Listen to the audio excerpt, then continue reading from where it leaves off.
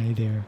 My name is Chair, and around here we like to keep it cozy and quiet so you can get some rest, maybe even sleep.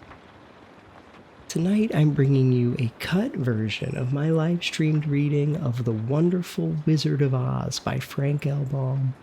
I really liked this book, and I hope you enjoy my reading of it. So thank you for watching, and rest well.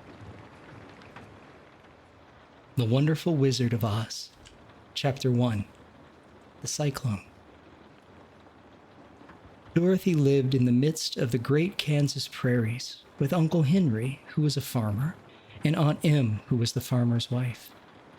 Their house was small, for the lumber to build it had to be carried by wagon many miles. There were 4 walls, a floor, and a roof, which made one room. And this room contained a rusty-looking cook stove, a cupboard for the dishes, a table, 3 or 4 chairs, and the beds. Uncle Henry and Aunt Em had a big bed in one corner, and Dorothy a little bed in another corner. There was no garret at all and no cellar, except a small hole dug in the ground called a cyclone cellar, where the family could go in case one of those great whirlwinds arose, mighty enough to crush any building in its path. It was reached by a trap door in the middle of the floor, from which a ladder led down into the small, dark hole. When Dorothy stood in the doorway and looked around, she could see nothing but the great gray prairie on every side. Not a tree nor a house broke the broad sweep of flat country that reached to the edge of the sky in all directions. The sun had baked the plowed land into a gray mass with little cracks running through it. Even the grass was not green, for the sun had burned the tops of the long blades until they were the same gray color to be seen everywhere. Once the house had been painted, but the sun blistered the paint and the rains washed it away.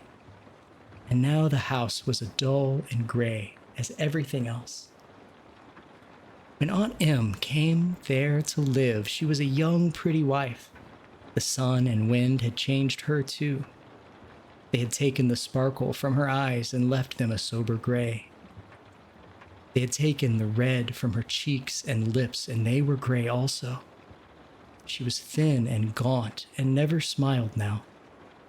When Dorothy, who was an orphan, first came to her, Aunt Em had been so startled by the child's laughter that she would scream and press her hand upon her heart whenever Dorothy's merry voice reached her ears. And she still looked at the little girl with wonder that she could find anything to laugh at. Uncle Henry never laughed. He worked hard from morning until night and did not know what joy was. He was gray also, from his long beard to his rough boots, and he looked stern and solemn and rarely spoke. It was Toto that made Dorothy laugh and saved her from growing as gray as her other surroundings. Toto was not gray. He was a little black dog with long, silky hair and small black eyes that twinkled merrily on either side of his funny wee nose. Toto played all day long, and Dorothy played with him and loved him dearly. Today, however, they were not playing. Uncle Henry sat upon the doorstep and looked anxiously at the sky, which was even grayer than usual, and Dorothy stood in the door with Toto in her arms and looked at the sky too. Aunt Em was washing the dishes.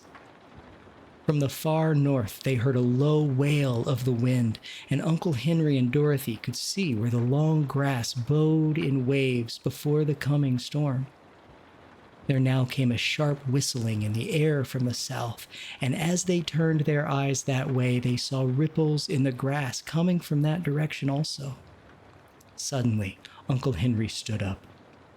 "There's a cyclone coming, Em," he called to his wife. "I'll go look after the stock." Then he ran toward the sheds where the cows and horses were kept. Aunt Em dropped her work and came to the door. One glance told her of the danger close at hand. "Quick, Dorothy!" she screamed. "Run for the cellar!" Toto jumped out of Dorothy's arms and hid under the bed, and the girl started to get him. Aunt Em, badly frightened, threw open the trap door in the floor and climbed down the ladder into the small, dark hole. Dorothy caught Toto at last and started to follow her aunt. When she was halfway across the room, there came a great shriek from the wind, and the house shook so hard that she lost her footing and sat down suddenly upon the floor. Then, a strange thing happened. The house whirled around 2 or 3 times and rose slowly through the air. Dorothy felt as if she were going up in a balloon. The north and south winds met where the house stood and made it the exact center of the cyclone. In the middle of a cyclone, the air is generally still, but the great pressure of the wind on every side of the house raised it up higher and higher until it was at the very top of the cyclone. And there it remained and was carried miles and miles away as easily as you could carry a feather. It was very dark, and the wind howled horribly around her, but Dorothy found she was riding quite easily. After the first few whirls around and another time when the house tipped badly, she felt as if she were being rocked gently, like a baby in a cradle. Toto did not like it. He ran about the room, now here, now there, barking loudly. But Dorothy sat quite still on the floor and waited to see what would happen. Once, Toto got too near the open trapdoor and fell in. And at first, the little girl thought she had lost him, but soon she saw one of his ears sticking up through the hole. For the strong pressure of the air was keeping him up so that he could not fall. She crept to the hole, caught Toto by the ear, dragged him into the room again, afterward closing the trap door so no more accidents could happen.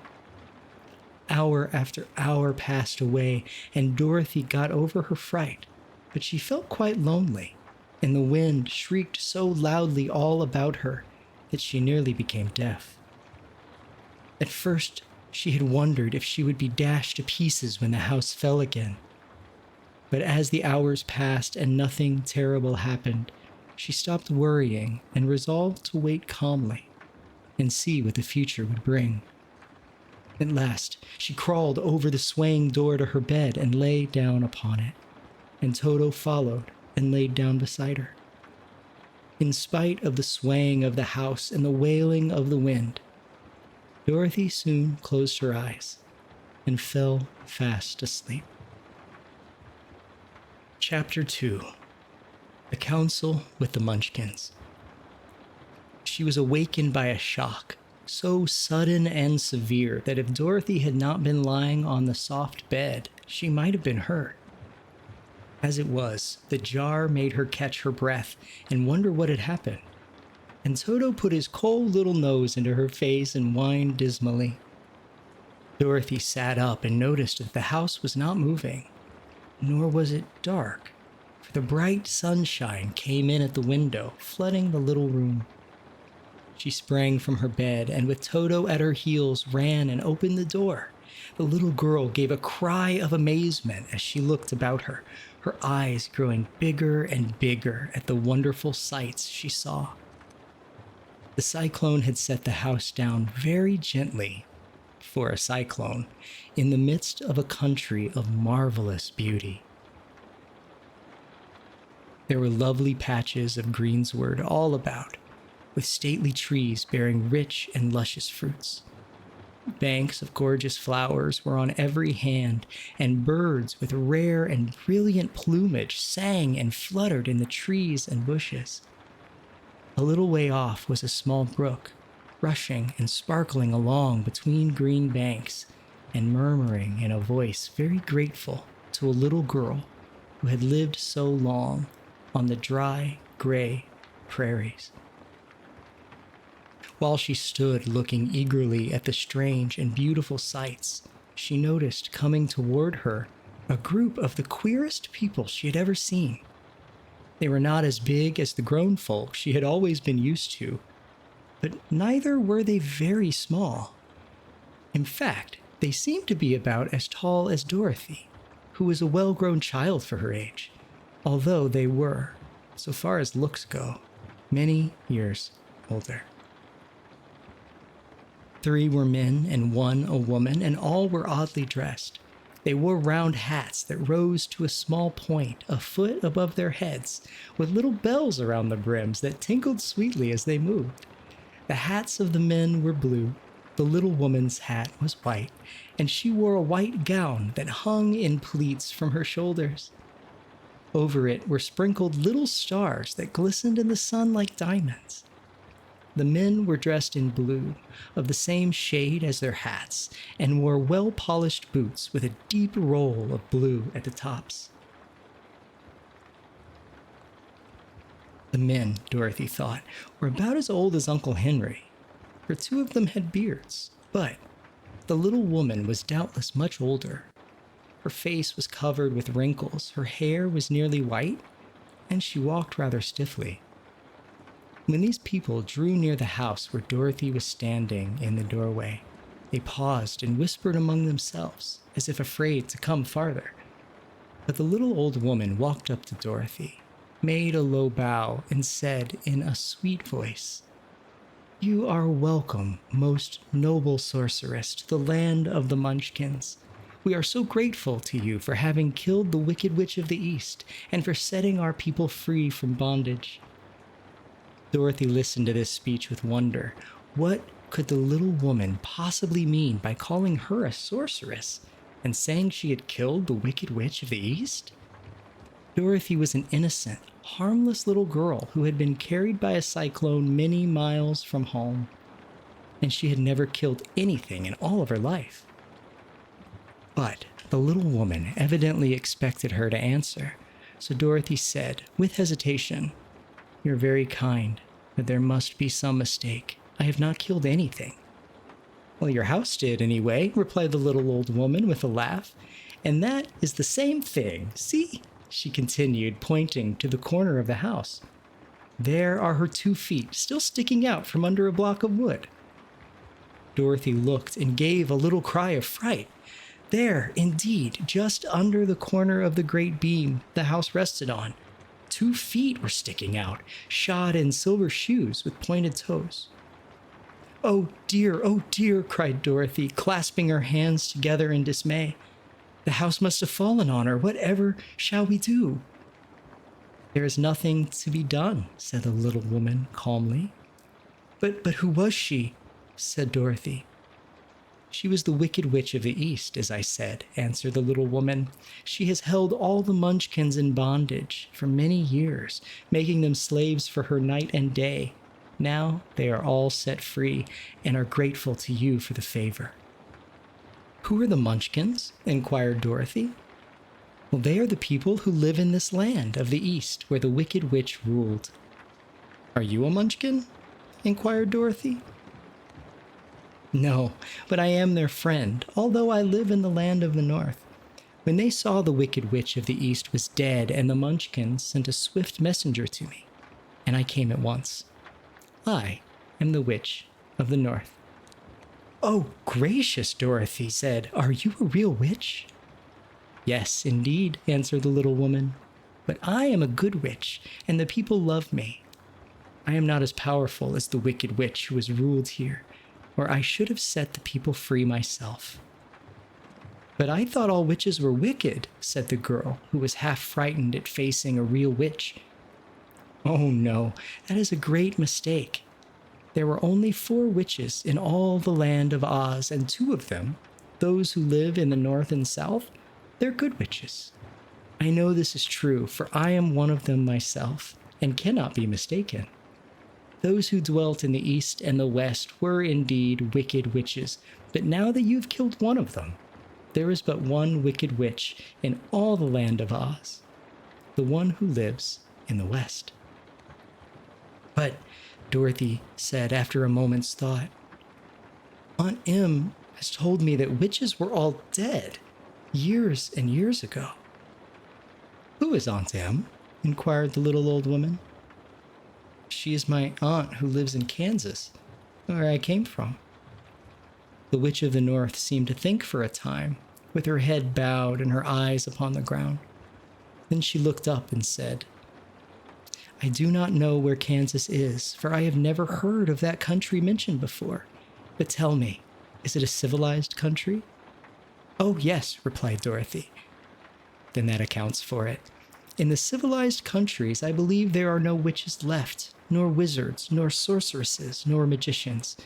But you see, the land of Oz has never been civilized, for we are cut off from all the rest of the world. Therefore, we still have witches and wizards amongst us." "Well, who are the wizards?" asked Dorothy. "Oz himself is the great wizard," answered the witch, sinking her voice to a whisper. "He is more powerful than all the rest of us together. He lives in the City of Emeralds." Dorothy was going back to ask another question, but just then the Munchkins, who had been standing silently by, gave a loud shout and pointed to the corner of the house where the Wicked Witch had been lying. "What is it?" asked the little old woman, and looked, and begun to laugh. The feet of the dead witch had disappeared entirely, and nothing was left but the silver shoes.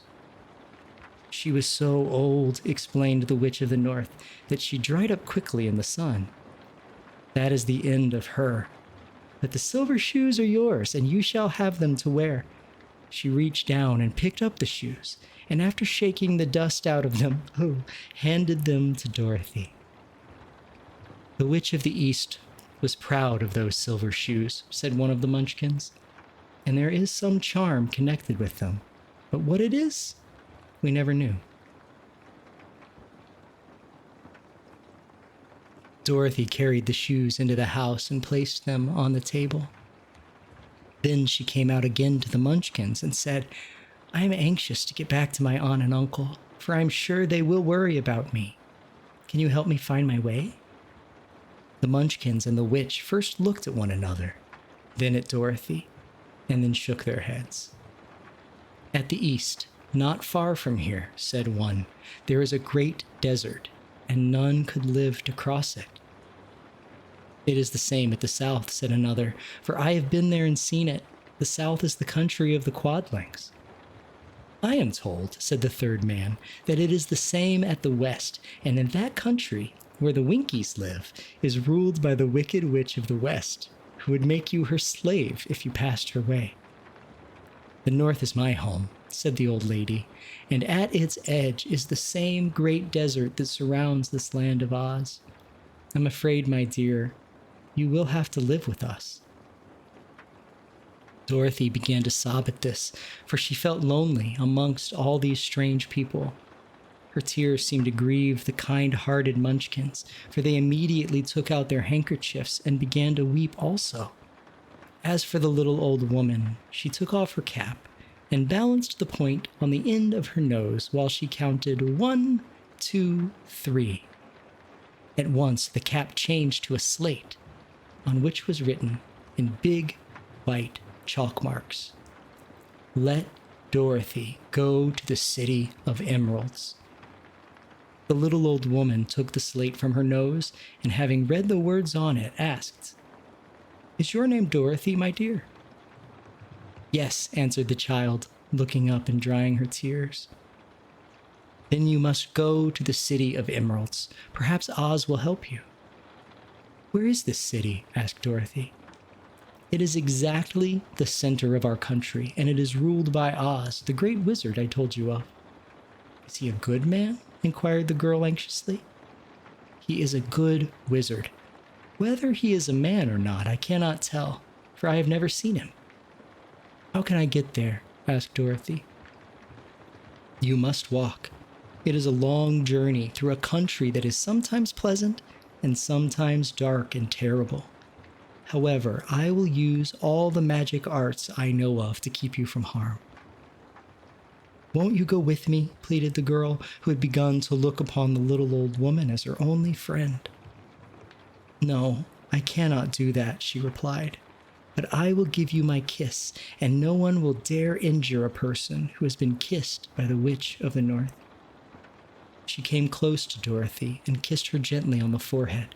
Where her lips touched the girl, they left a round, shining mark, as Dorothy found out soon after. "The road to the City of Emeralds is paved with yellow brick," said the witch, so you cannot miss it. When you get to Oz, do not be afraid of him, but tell your story and ask him to help you. Goodbye, my dear. The three Munchkins bowed low to her and wished her a pleasant journey, after which they walked through the trees. The witch gave Dorothy a friendly little nod, whirled around on her left heel 3 times, and straightway disappeared, much to the surprise of little Toto, who barked after her loudly enough when she had gone, because he had been afraid to even growl while she stood by. But Dorothy, knowing her to be a witch, had expected her to disappear in just that way, and was not surprised in the least. Chapter 3. How Dorothy Saved the Scarecrow. When Dorothy was left alone, she began to feel hungry, so she went to the cupboard and cut herself some bread, which she spread with butter. She gave some to Toto, and taking a pail from the shelf, she carried it down to the little brook and filled it with clear, sparkling water.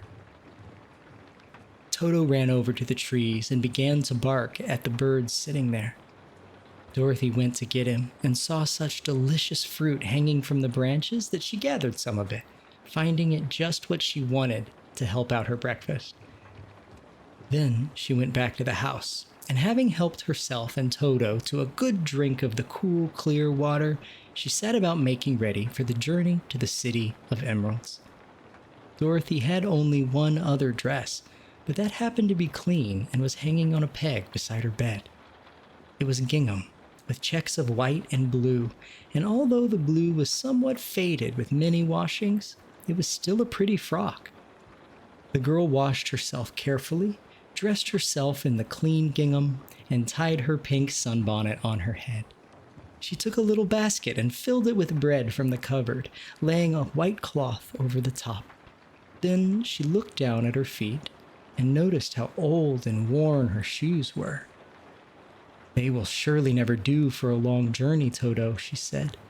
And Toto looked up into her face with his little black eyes and wagged his tail to show he knew what she meant. At that moment, Dorothy saw lying on the table the silver shoes that had belonged to the Witch of the East. "I wonder if they will fit me," she said to Toto. "They would be just the thing to take a long walk in, for they could not wear out." She took off her old leather shoes and tried on the silver ones, which fitted her well, as if they had been made for her. Finally, she picked up her basket. "Come along, Toto," she said. "We will go to the Emerald City and ask the Great Oz how to get back to Kansas again." She closed the door, locked it, and put the key carefully in the pocket of her dress. And so, with Toto trotting along soberly behind her, she started on her journey. There were several roads nearby, but it did not take her long to find the one paved with yellow bricks. Within a short time, she was walking briskly toward the Emerald City, her silver shoes tinkling merrily on the hard yellow roadbed. The sun shone bright and the birds sang sweetly, and Dorothy did not feel nearly so bad as you might think a little girl would who had been suddenly whisked away from her own country and sat down in the midst of a strange land. She was surprised as she walked along to see how pretty the country was about her.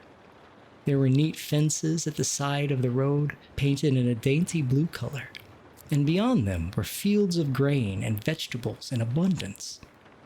Evidently, the Munchkins were good farmers and able to raise large crops. Once in a while, she would pass a house, and the people came out to look at her and bow low as she went by, for everyone knew she had been the means of destroying the wicked witch and setting them free from bondage.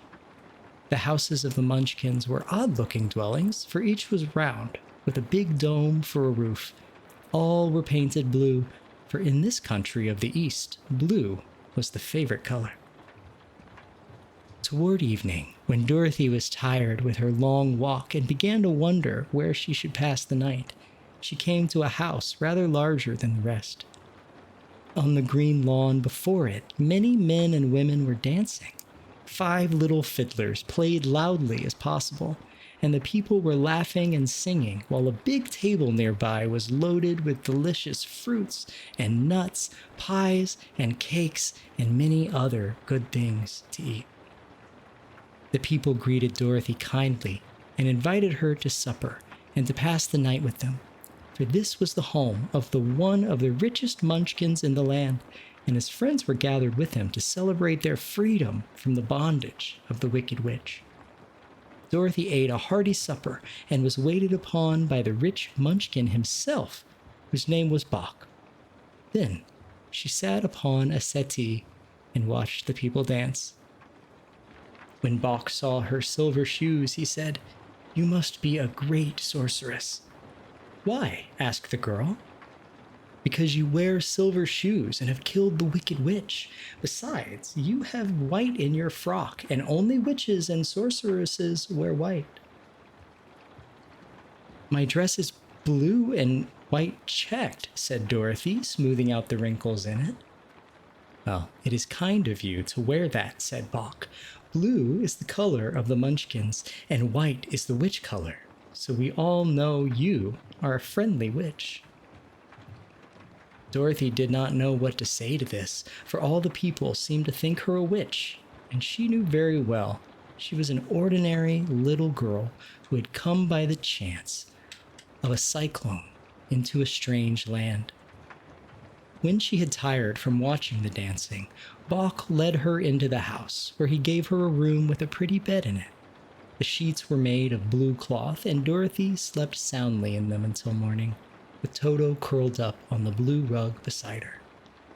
She ate a hearty breakfast and watched a wee Munchkin baby who played with Toto and pulled his tail and crowed and laughed in a way that greatly amused Dorothy. Toto was a fine curiosity to all the people. They had never seen a dog before. "How far is it to the Emerald City?" the girl asked. "I do not know," answered Bach gravely, "for I've never been there. It is better for people to keep away from Oz unless they have business with him. But it is a long way to the Emerald City, and it will take you many days. The country here is rich and pleasant, but you must pass through rough and dangerous places before you reach the end of your journey." This worried Dorothy a little, but she knew that only the Great Oz could help her get to Kansas again, so she bravely resolved not to turn back. She bade her friends goodbye and again started along the road of yellow brick. When she had gone several miles, she thought she would stop to rest, and so climbed to the top of the fence beside the road and sat down. There was a great cornfield beyond the fence, and not far away she saw a scarecrow placed high on a pole to keep the birds from the ripe corn. Dorothy leaned her chin upon her hand and gazed thoughtfully at the scarecrow. Its head was a small sack stuffed with straw, with eyes, nose, and a mouth painted on it to represent a face. An old, pointed blue hat that had belonged to some Munchkin was perched on his head, and the rest of the figure was a blue suit of clothes, worn and faded, which had also been stuffed with straw. On the feet were some old boots with blue tops, such as every man wore in this country, and the figure was raised above the stalks of corn by means of the pole stuck up its back. Now, while Dorothy was looking earnestly into the queer painted face of the scarecrow, she was surprised to see one of the eyes slowly wink at her. She thought she must have been mistaken at first, for none of the scarecrows in Kansas ever wink. But presently, the figure nodded its head to her in a friendly way. Then she climbed down from the fence and walked up to it, while Toto ran around the pole and barked. "Good day," said the scarecrow in a rather husky voice. "Did you speak?" asked the girl in wonder. "Well, certainly," answered the scarecrow. "How do you do?" "Well, I'm pretty well, thank you," replied Dorothy politely. "How do you do?" "I'm not feeling well," said the scarecrow with a smile, "for it is a very tedious being perched up here night and day to scare away the crows." "Can't you get down?" asked Dorothy. No, for this pole is stuck up my back. If you will please take away the pole, I shall be greatly obliged to you." Dorothy reached up both arms and lifted the figure off the pole, for, being stuffed with straw, it was quite light. "Thank you very much," said the Scarecrow, when he had been sat down on the ground. "I feel like a new man." "My name is Dorothy," said the girl, "and I am going to the Emerald City to ask the Great Oz to send me back to Kansas." "Where is the Emerald City?" he inquired. "And who is Oz?"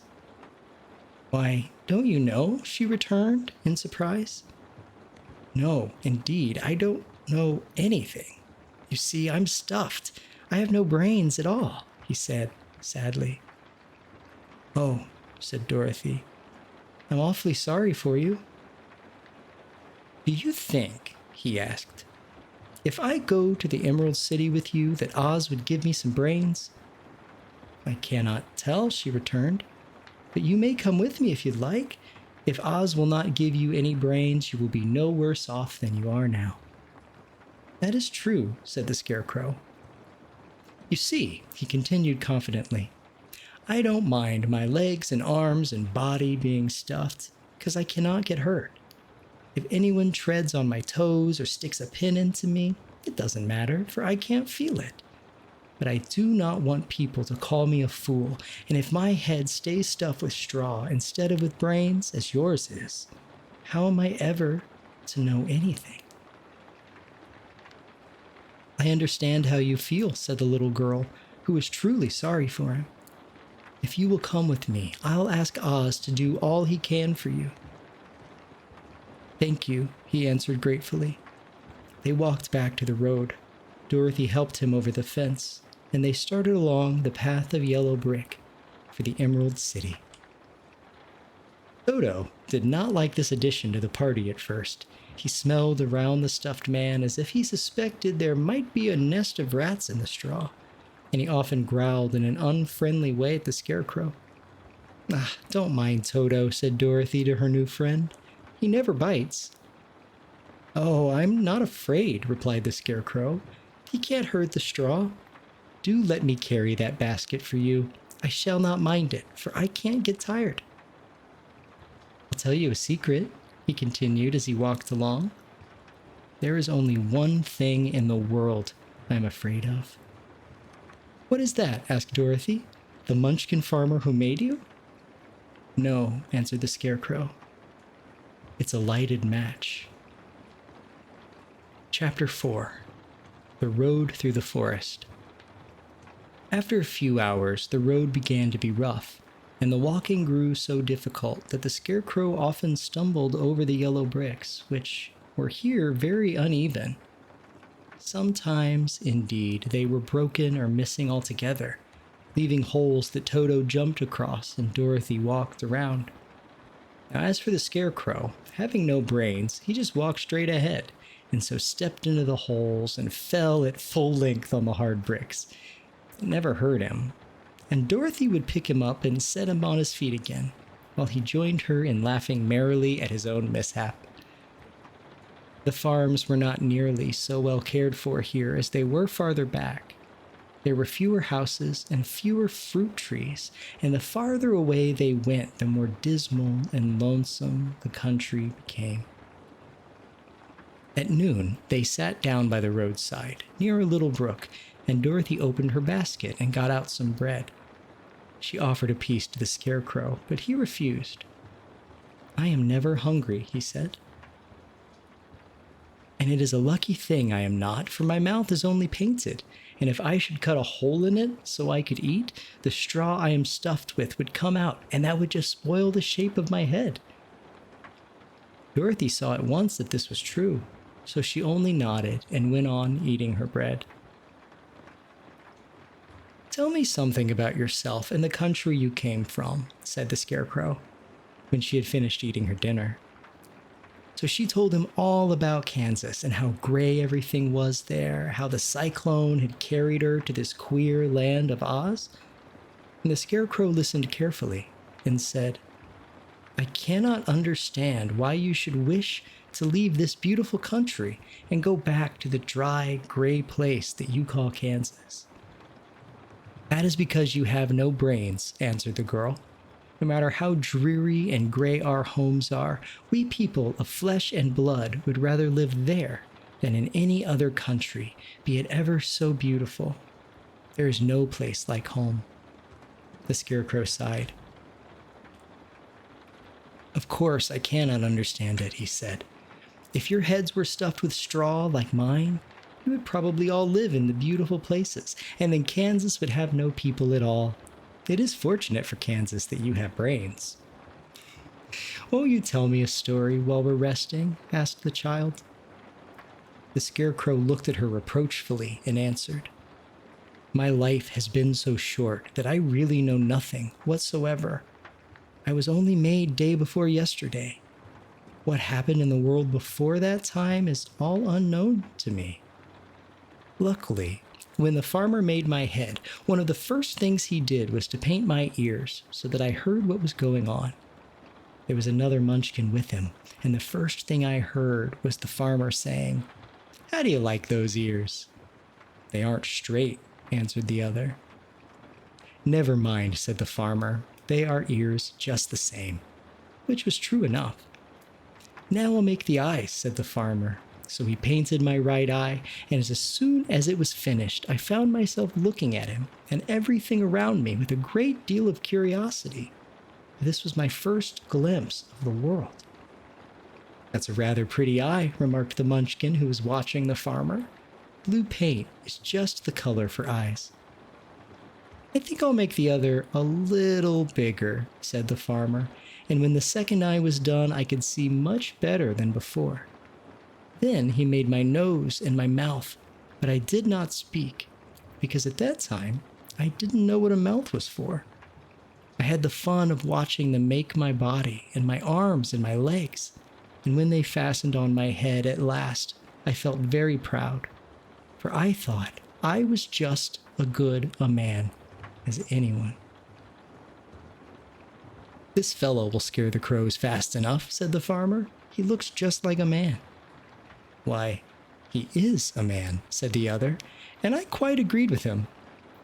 The farmer carried me under his arm to the cornfield and set me up on a tall stick where you found me. He and his friend, soon after, walked away and left me alone. I did not like to be deserted this way, so I tried to walk after them, but my feet would not touch the ground, and I was forced to stay on that pole. It was a lonely life to lead, for I had nothing to think of, having been made such a little while before. Many crows and other birds flew into the cornfield, but as soon as they saw me, they flew away again, thinking I was a Munchkin. And this pleased me and made me feel like I was quite an important person.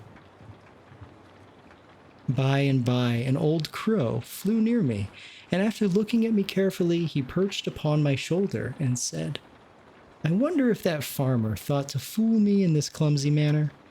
Any crow of sense could see that you are only stuffed with straw.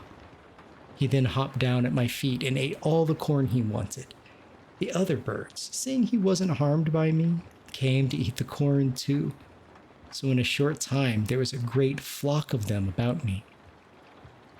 I felt sad at this, for it showed I was not such a good scarecrow at all. But the old crow comforted me, saying, If you only had brains in your head, you would be as good a man as any of them, and a better man than some of them. Brains are the only thing worth having in this world, no matter whether one is a crow or a man. After the crows had gone, I thought this over, and decided I would try hard to get some brains. And by good luck, you came along and pulled me off the stake, and from what you say, I am sure the great Oz will give me brains as soon as we get to the Emerald City. I hope so, said Dorothy earnestly, since you seem anxious to have them. Oh, yes, I am anxious, returned the Scarecrow. It is such an uncomfortable feeling to know one is a fool. Well, said the girl, let us go, and she handed the basket to the Scarecrow. There were no fences at all by the roadside now, and the land was rough and untilled. Toward evening, they came to a great forest where the trees grew so big and close together that their branches met over the road of yellow brick. It was almost dark under the trees, for the branches shut out the daylight, but the travelers did not stop and went on into the forest. "If this road goes in, it must come out," said the Scarecrow, "as the Emerald City is at the other end of the road. We must go wherever it leads us." "Certainly." "Anyone would know that," said Dorothy. "Well, that is why I know it," said the Scarecrow. "If it required brains to figure it out, I should never have said it." After an hour or so, the light faded away, and they found themselves stumbling along in the darkness. Dorothy could not see at all, but Toto could, for some dogs see very well in the dark, and the Scarecrow declared he could see as well as by day, so she took hold of his arm and managed to get along fairly well. "If you see any house or any place where we can pass the night," she said, "you must tell me, for it is very uncomfortable walking in the dark." Soon after, the Scarecrow stopped. "I see a little cottage right at the right of us," he said, "built of logs and branches. Shall we go there?" "Yes, indeed," answered the child. "I am all tired out." So the Scarecrow led her through the trees until they reached the cottage, and Dorothy entered and found a bed of dried leaves in a corner. She lay down at once, and with Toto beside her, soon fell into a sound sleep. The Scarecrow, who was never tired, stood up in another corner and waited patiently until morning came. Chapter 5. The Rescue of the Tin Woodman. When Dorothy awoke, the sun was shining through the trees, and Toto had long been out chasing birds around him, and squirrels. She sat up and looked around her. There was the Scarecrow, still standing patiently in his corner, waiting for her. "We must go and search for water," she said to him. "Why do you want water?" he asked. "To wash my face clean after the dust of the road, and to drink so the dry bread will not stick in my throat." "It must be inconvenient to be made of flesh," said the Scarecrow thoughtfully. "You must sleep and eat and drink. However, you have brains, and it is worth a lot of bother to be able to think properly." They left the cottage and walked through the trees until they found a little spring of clear water, where Dorothy drank and bathed and ate her breakfast. She saw there was not much bread left in the basket, and the girl was thankful the Scarecrow didn't need to eat anything, for there was scarcely enough for herself and Toto for the day. When she had finished her meal and was about to go back to the road of yellow brick, she was startled to hear a deep groan nearby. "What was that?" she asked timidly. "I cannot imagine," said the Scarecrow, "but we can go and see." Just then another groan reached their ears, and the sound seemed to come from behind them. They turned and walked through the forest a few steps when Dorothy discovered something shining in a ray of sunshine that fell between the trees. She ran to the place and then stopped short with a little cry of surprise. One of the big trees had been partly chopped through, and standing beside it, with an uplifted axe in his hands, was a man made entirely of tin. His head and arms and legs were all jointed upon his body, but he stood perfectly motionless, as if he couldn't stir at all. Dorothy looked at him in amazement, and so did the Scarecrow, while Toto barked sharply and made a snap at the tin legs, which hurt his teeth. "Did you groan?" asked Dorothy. "Yes," answered the Tin Man, "I did. I've been groaning for more than a year, and no one has ever heard me before or come to help me." "What can I do for you?" she inquired softly, for she was moved by the sad voice in which the man spoke. "Get an oil can and oil my joints," he answered. "They are rusted so badly that I can't move them at all. If I'm well oiled, I shall soon be all right again. You will find an oil can on the shelf in my cottage." Dorothy at once ran back to the cottage and found the oil can, and then she returned and asked anxiously, "Where are your joints?" "Oil my neck first," replied the Tin Woodman. So she oiled it, and as it was quite badly rusted, the Scarecrow took hold of the tin head and moved it gently from side to side until it worked freely, and then the man could turn it himself. "Now oil the joints in my arms," he said, and Dorothy oiled them, and the Scarecrow bent them carefully until they were quite free from rust and as good as new. The Tin Woodman gave a sigh of satisfaction and lowered his axe, which he leaned against the tree. "This is a great comfort," he said. "I've been holding that axe in the air ever since I rusted, and I'm glad to be able to put it down at last. Now, if you will oil the joints of my legs, I shall be all right once more." So they oiled his legs until he could move them freely, and he thanked them again and again for his release, for he seemed a very polite creature and very grateful. "I might have stood there always if you had not come along," he said, "so you have certainly saved my life. How did you happen to be here?" "We are on our way to the Emerald City to see the Great Oz," she answered, "and we stopped at your cottage to pass the night." "Why do you wish to see Oz?" he asked. "I want him to send me back to Kansas, and the Scarecrow wants him to put a few brains into his head," she replied. The Tin Woodman appeared to think deeply for a moment. Then he said, "Do you suppose Oz could give me a heart?" "Why, I guess so," Dorothy answered. "It would be as easy as to give the Scarecrow brains." "True," the Tin Woodman returned. "So if you will allow me to join your party, I will also go to the Emerald City and ask Oz to help me." "Come along," said the Scarecrow heartily, and Dorothy added that she would be pleased to have his company. So the Tin Woodman shouldered his axe, and they all passed through the forest until they came to the road that was paved with yellow brick. The Tin Woodman had asked Dorothy to put the oil can in her basket. "For," he said, "if I should get caught in the rain and rust again, I would need this oil can badly." It was a good bit of luck to have their new comrade join the party, for as soon as they had begun their journey again, they came to a place where the trees and branches grew so thick over the road that the travelers could not pass. But the Tin Woodman set to work with his axe and chopped so well that he soon cleared a passage for the entire party. Dorothy was thinking so earnestly that they walked along that she didn't notice when the Scarecrow stumbled into a hole and rolled over to the side of the road. Indeed, he was obliged to call her to help him up again. "Why didn't you walk around that hole?" asked the Tin Woodman. "I don't know enough," replied the Scarecrow cheerfully. "My head is stuffed with straw, and that's why I'm going to Oz. I'm going to ask him for brains." "Oh, I see," said the Tin Woodman.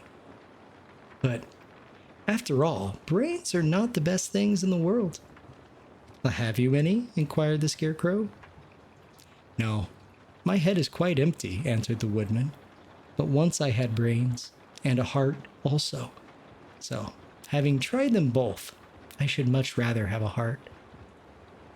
"And why is that?" asked the Scarecrow. "I will tell you my story, and then you will know." So, while they were walking through the forest, the Tin Woodman told the following story. "I was born the son of a woodman who chopped down trees in the forest and sold the wood for a living. When I grew up, I too became a wood chopper, and after my father died, I took care of my old mother as long as she lived. Then, I made up my mind that instead of living alone, I would marry, so that I might not become lonely. There was one of the Munchkin girls who was so beautiful that I soon grew to love her with all my heart. She, on her part, promised to marry me as soon as I could earn enough money to build a better house for her, so I set to work harder than ever. The girl lived with an old woman who did not want her to marry anyone, for she was so lazy she wished the girl to remain with her and do the cooking and the housework. So the old woman went to the Wicked Witch of the East and promised her 2 sheep and a cow if she would prevent the marriage. Thereupon, the Wicked Witch enchanted my axe, and when I was chopping away at my best one day, for I was anxious to get the new house and my wife as soon as possible, the axe slipped all at once and cut off my left leg. This, at first, seemed a great misfortune, for I knew a one-legged man could not do very well as a woodchopper. So I went to a tinsmith and had him make me a new leg out of tin. The leg worked very well once I was used to it, but my action angered the Wicked Witch of the East, for she had promised the old woman I should not marry the pretty Munchkin girl. When I began chopping again, my axe slipped and cut off my right leg. Again, I went to the tinsmith, and again he made me a leg out of tin. After this, the enchanted axe cut off my arms, one after the other, but, nothing daunted, I had them replaced with tin ones. The Wicked Witch then made the axe slip and cut off my head, and at first I thought that was the end of me. But the tinsmith happened to come along, and he made me a new head out of tin. I thought I had beaten the Wicked Witch then, and I worked harder than ever, but I little knew how cruel my enemy could be. She thought of a new way to kill my love for the beautiful Munchkin maiden, and made my axe slip again so that it cut right through my body, splitting me into 2 halves. Once more, the tinsmith came to my help and made me a body of tin, fastening my tin arms and legs and head to it by means of joints so that I could move around as well as ever. But alas, I had now no heart, so that I lost all my love for the Munchkin girl, and did not care whether I married her or not. I suppose she is still living with the old woman, waiting for me to come after her. My body shone so brightly in the sun that I felt very proud of it, and it did not matter now if my axe slipped, for it could not cut me. There was only one danger, that my joints would rust.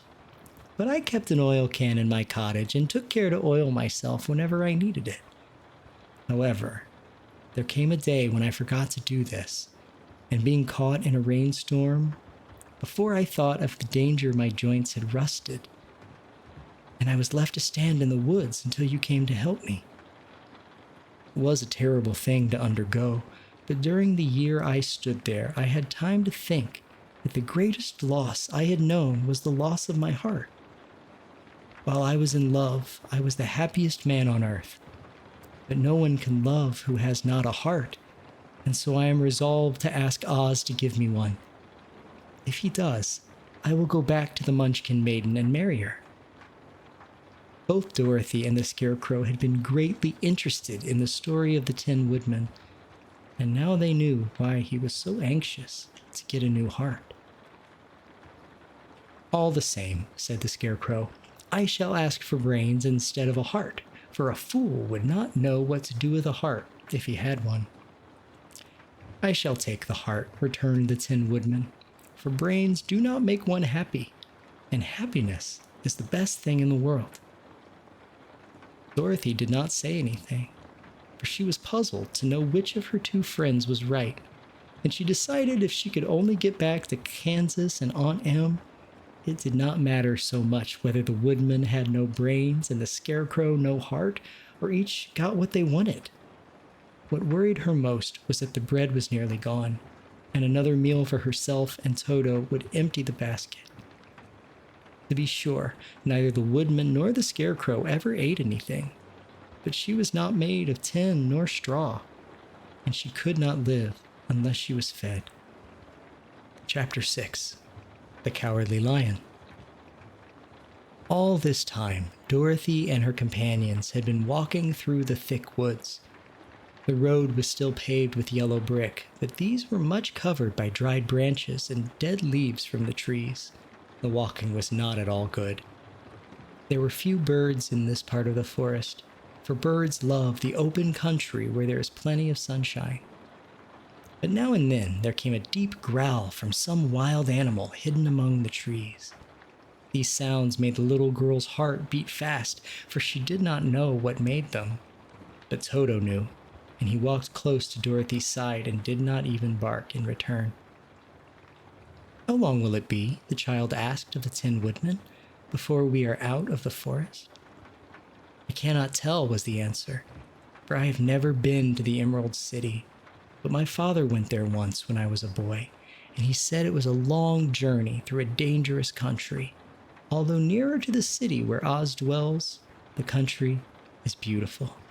I am not afraid so long as I have my oil can, and nothing can hurt the Scarecrow, while you bear upon your forehead the mark of the good witch's kiss, and that will protect you from harm."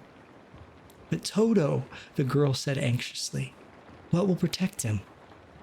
"We must protect him ourselves if he is in danger," replied the Tin Woodman. Just as he spoke, there came from the forest a terrible roar, and the next moment a great lion bounded into the road. With one blow of his paw, he sent the Scarecrow spinning over and over to the edge of the road, and then he struck at the Tin Woodman with his sharp claws. But, to the lion's surprise, he could make no impression on the tin, although the woodman fell over in the road and lay still. Little Toto, now that he had an enemy to face, ran barking toward the lion, and the great beast had opened his mouth to bite the dog when Dorothy, fearing Toto would be killed and heedless of danger, rushed forward and slapped the lion upon his nose as hard as she could, while she cried out, "Don't you dare bite Toto. You ought to be ashamed of yourself, a big beast like you, to bite a poor little dog." "I didn't bite him," said the lion as he rubbed his nose with his paw where Dorothy had hit it. "No, but you tried to," she retorted. "You are nothing but a big coward." "I know it," said the lion, hanging his head in shame. "I've always known it. But how can I help it?" "I don't know, I'm sure, but to think of your striking a stuffed man like the poor Scarecrow." "Is he stuffed?" asked the lion in surprise as he watched her pick up the Scarecrow and set him upon his feet, while she patted him into shape again. "Of course he's stuffed," replied Dorothy, who was still angry. "That's why he went over so easily," remarked the lion. "It astonished me to see him whirl around so. Is the other one stuffed also?" "No," said Dorothy. "He's made of tin," and she helped the woodman up again. "That's why he nearly blunted my claws," said the lion. "When they scratched against the tin, it made a cold shiver run down my back. What is that little animal you are so tender of?" "He's my dog Toto," answered Dorothy. "Is he made out of tin or stuffed?" asked the lion. "Neither. He's a meat dog," said the girl. "Oh, he's a curious animal and seems remarkably small now that I look at him. No one would think of biting such a little thing except a coward like me," continued the lion sadly. "What makes you a coward?" asked Dorothy, looking at the great beast in wonder, for he was big as a small horse. "It's a mystery," replied the lion. "I suppose I was born that way. All the other animals in the forest naturally expect me to be brave, for the lion is everywhere thought to be the king of beasts. I learned that if I roared very loudly, every living thing was frightened and got out of my way. Whenever I've met a man, I've been awfully scared, but I just roared at him, and he has always run away as fast as he could go. If the elephants and the tigers and the bears had ever tried to fight me, I should have run myself. I'm such a coward, but just as soon as they hear me roar, they all try to get away from me. Of course, I let them go." "But that isn't right. The king of beasts shouldn't be a coward," said the Scarecrow. "I know it," returned the lion, wiping a tear from his eye with the tip of his tail. "It is my great sorrow, and it makes my life very unhappy. but whenever there is danger, my heart begins to beat fast." "Perhaps you have a heart disease," said the Tin Woodman. "It may be," said the Lion. "If you have," continued the Tin Woodman, "you ought to be glad, for it proves you have a heart. For my part, I have no heart, so I cannot have heart disease." "Perhaps," said the Lion thoughtfully, "if I had no heart, I should not be a coward." "Have you brains?" asked the Scarecrow. "I suppose so. I've never looked to see," replied the Lion. "Well, I'm going to the Great Oz to ask him to give me some," remarked the Scarecrow, "for my head is stuffed with straw." "And I'm going to ask him to give me a heart," said the Woodman. "And I'm going to ask him to send Toto and me back to Kansas," added Dorothy. "You think Oz could give me courage?" asked the Cowardly Lion. "Just as easily as he could give me brains," said the Scarecrow. "Or give me a heart," said the Tin Woodman. "Or send me back to Kansas," said Dorothy. "Then, if you don't mind, I'll go with you," said the Lion, "for my life is simply unbearable without a bit of courage." "You will be very welcome," answered Dorothy, "for you will help to keep away the other wild beasts. It seems to me they must be more cowardly than you if they allow you to scare them so easily." "They really are," said the Lion, "but that doesn't make me any braver, and as long as I know myself to be a coward, I shall be unhappy."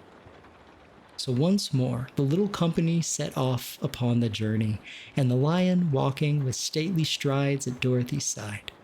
Toto did not approve of this new comrade at first, for he could not forget how nearly he had been crushed between the Lion's great jaws. But after a time he became more at ease, and presently Toto and the Cowardly Lion had grown to be good friends.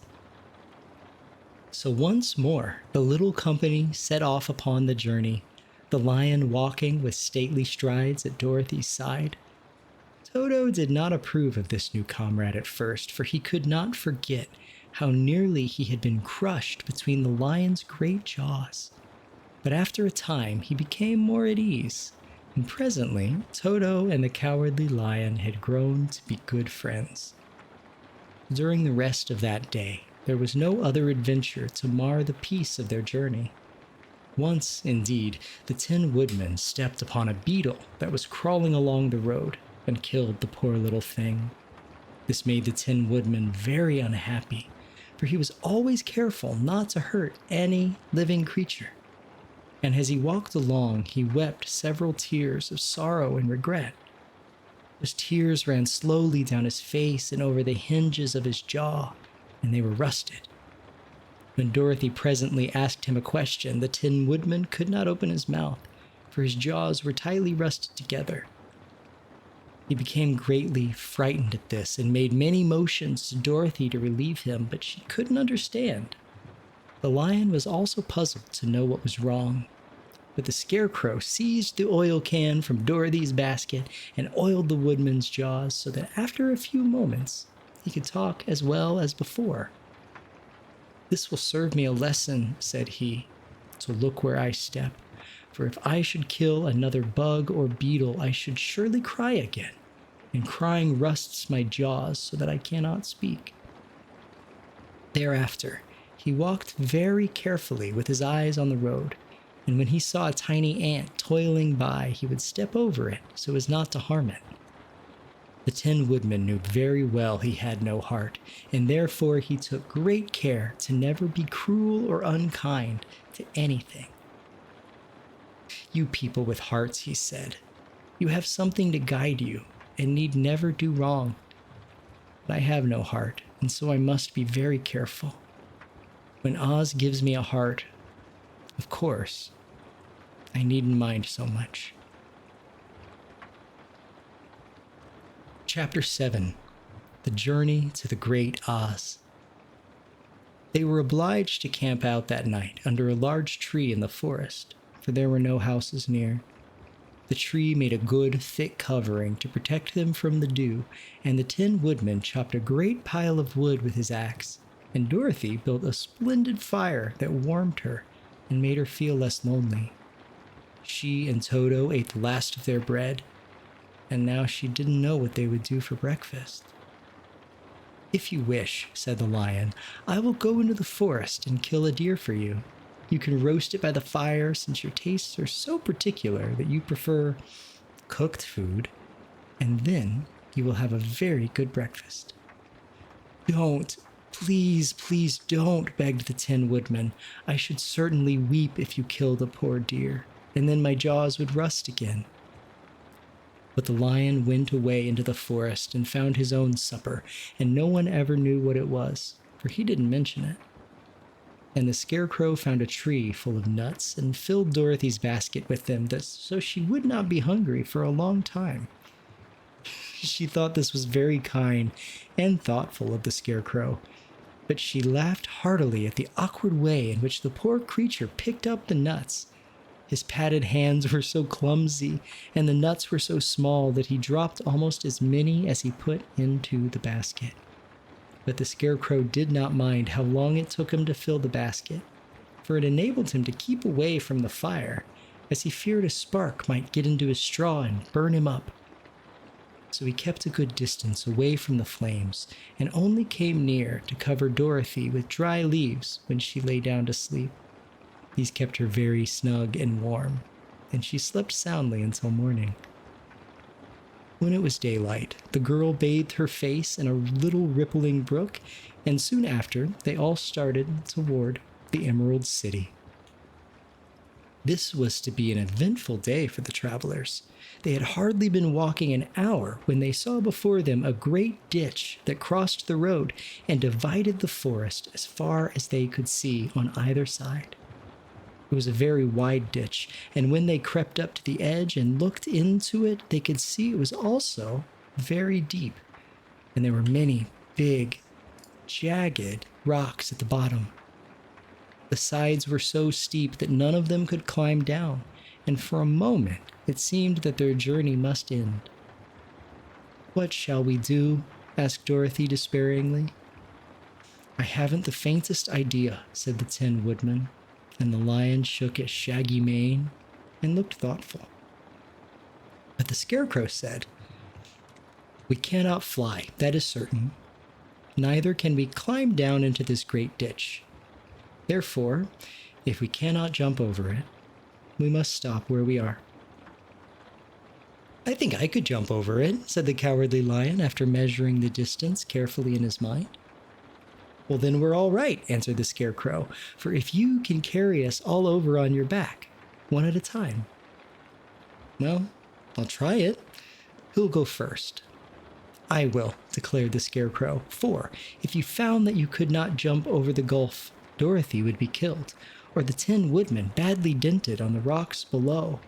But if I am on your back, it won't matter so much, for the fall would not hurt me at all." "I am terribly afraid of falling myself," said the Cowardly Lion, "but I suppose there is nothing to do but try it. So get on my back, and we will make the attempt." The Scarecrow sat upon the lion's back, and the big beast walked to the edge of the gulf and crouched down. "Why won't you run and jump?" asked the Scarecrow. "Because that isn't the way we lions do these things," he replied.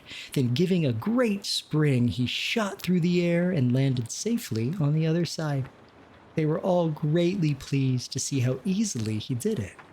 And after the Scarecrow had got down from his back, the lion sprang across the ditch again. Dorothy thought she would go next, so she took Toto in her arms and climbed on the lion's back, holding tightly to his mane with one hand.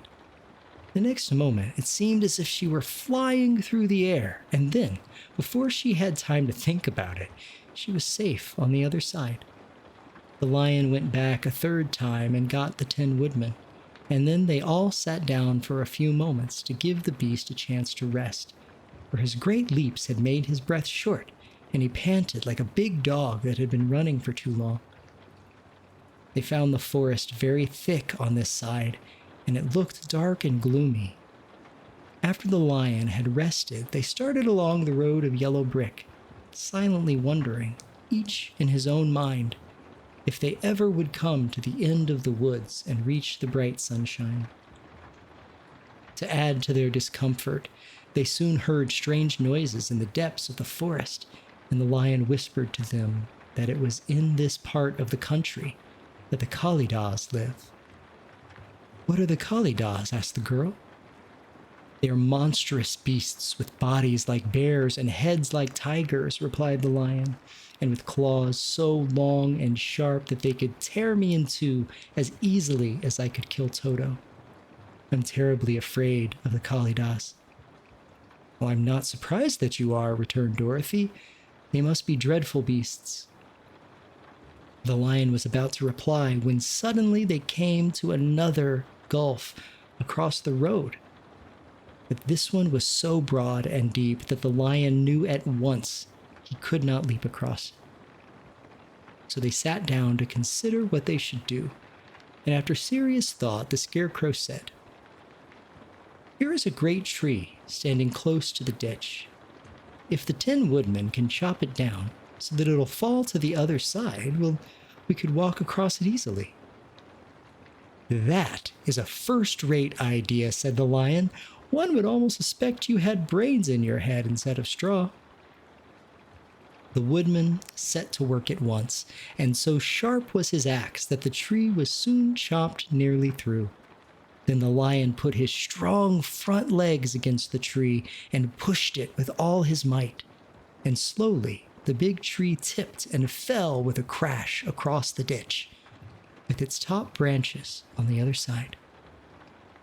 They had just started to cross this queer bridge when a sharp growl made them all look up, and to their horror they saw running toward them two great beasts with bodies like bears and heads like tigers. "There are the Kalidas," said the cowardly lion, beginning to tremble. "Quick," cried the Scarecrow, "let us cross." So Dorothy went first, holding Toto in her arms. The Tin Woodman followed, and the Scarecrow came next. The lion, although he was certainly afraid, turned to face the Kalidas. And then he gave so loud and terrible a roar that Dorothy screamed, and the Scarecrow fell over backward, while even the fierce beasts stopped short and looked at him in surprise. But seeing they were bigger than the lion, and remembering that there were two of them and only one of him, the Kalidas again rushed forward, and the lion crossed over the tree and turned to see what they would do next.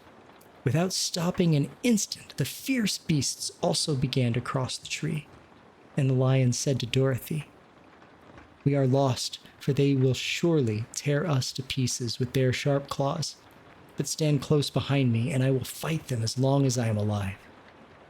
"Wait a minute," called the Scarecrow. He had been thinking what was the best to be done, and now he asked the woodman to chop away at the end of the tree that rested on their side of the ditch. The Tin Woodman began to use his axe at once, and just as the two Kalidas were nearly across, the tree fell with a crash into the gulf, carrying the ugly, snarling brutes with it, and both were dashed to pieces on the sharp rocks at the bottom. "Well," said the cowardly lion, drawing a long breath of relief, "I see we're going to live a little while longer, and I'm glad of it, for it must be a very uncomfortable thing not to be alive. Those creatures frightened me so badly that my heart is beating yet." "Ah," said the Tin Woodman sadly, "I wish I had a heart to beat." This adventure made the travelers more anxious than ever to get out of the forest, and they walked so fast that Dorothy became tired and had to ride on the lion's back. To their great joy, the trees became thinner and farther they advanced. In the afternoon, they suddenly came upon a broad river flowing swiftly before them. On the other side of the water, they could see the road of yellow brick running through a beautiful country, with green meadows dotted with bright flowers, and all the road bordered with trees hanging full of delicious fruits. They were greatly pleased to see this delightful country before them. "How shall we cross the river?" asked Dorothy. "Well, that is easily done," replied the Scarecrow. "The Tin Woodman must build us a raft so we can float to the other side." So the woodman took his axe and began to chop down small trees to make a raft. And while he was busy at this, the Scarecrow found on the river bank a tree full of fine fruit. This pleased Dorothy, who had eaten nothing but nuts all day, and she made a hearty meal of the ripe fruit. But it takes time to make a raft, even when one is as industrious and untiring as the Tin Woodman. And when night came, the work was not done. So they found a cozy place under the trees where they slept well until the morning. Dorothy dreamed of the Emerald City, of the good wizard Oz, who would soon send her back to her own home again. Chapter 8: The Deadly Poppy Field.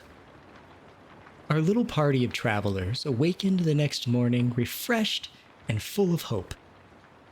Dorothy breakfasted like a princess off peaches and plums from the trees beside the river, and behind them was the dark forest they had passed safely through, although they had suffered many discouragements. But before them was a lovely, sunny country that seemed to beckon them on to the Emerald City. To be sure, the broad river now cut them off from this beautiful land, but the raft was nearly done, and after the Tin Woodman had cut a few more logs and fastened them together with wooden pins, they were ready to start. Dorothy sat down in the middle of the raft and held Toto in her arms. When the Cowardly Lion stepped upon the raft, it tipped badly, for he was big and heavy, but the Scarecrow and the Tin Woodman stood upon the other end to steady it, and they had long poles in their hands to push the raft through the water. They got along quite well at first, but when they reached the middle of the river, the swift current swept the raft downstream, farther and farther away from the road of yellow brick, and the water grew so deep that the long poles would not touch the bottom. "This is bad," said the Tin Woodman. "If we cannot get to the land, we shall be carried into the country of the Wicked Witch of the West. She will enchant us and make us her slaves." "Then I should get no brains," said the Scarecrow. "And I should get no courage," said the Cowardly Lion. "And I should never get back to Kansas," said Dorothy.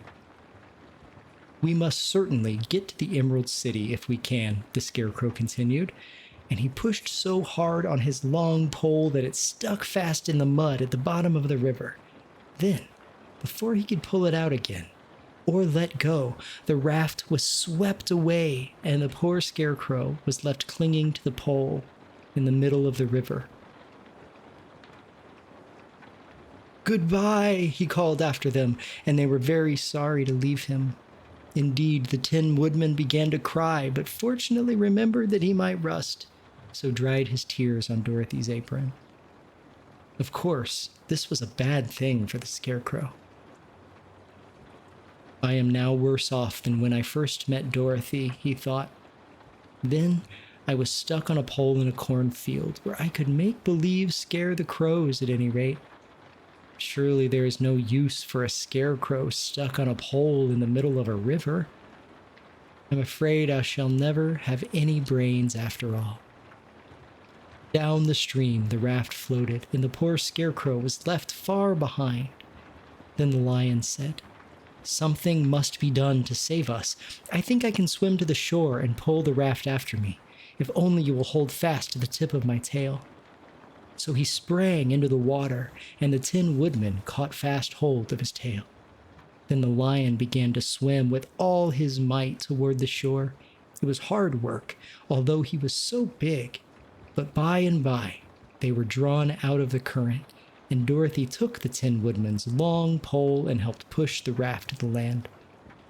They were all tired out when they reached the shore at last and stepped off upon the pretty green grass, and they also knew that the stream had carried them a long way past the road of yellow brick that led to the Emerald City. "What shall we do now?" asked the Tin Woodman, as the Lion lay down on the grass to let the sun dry him.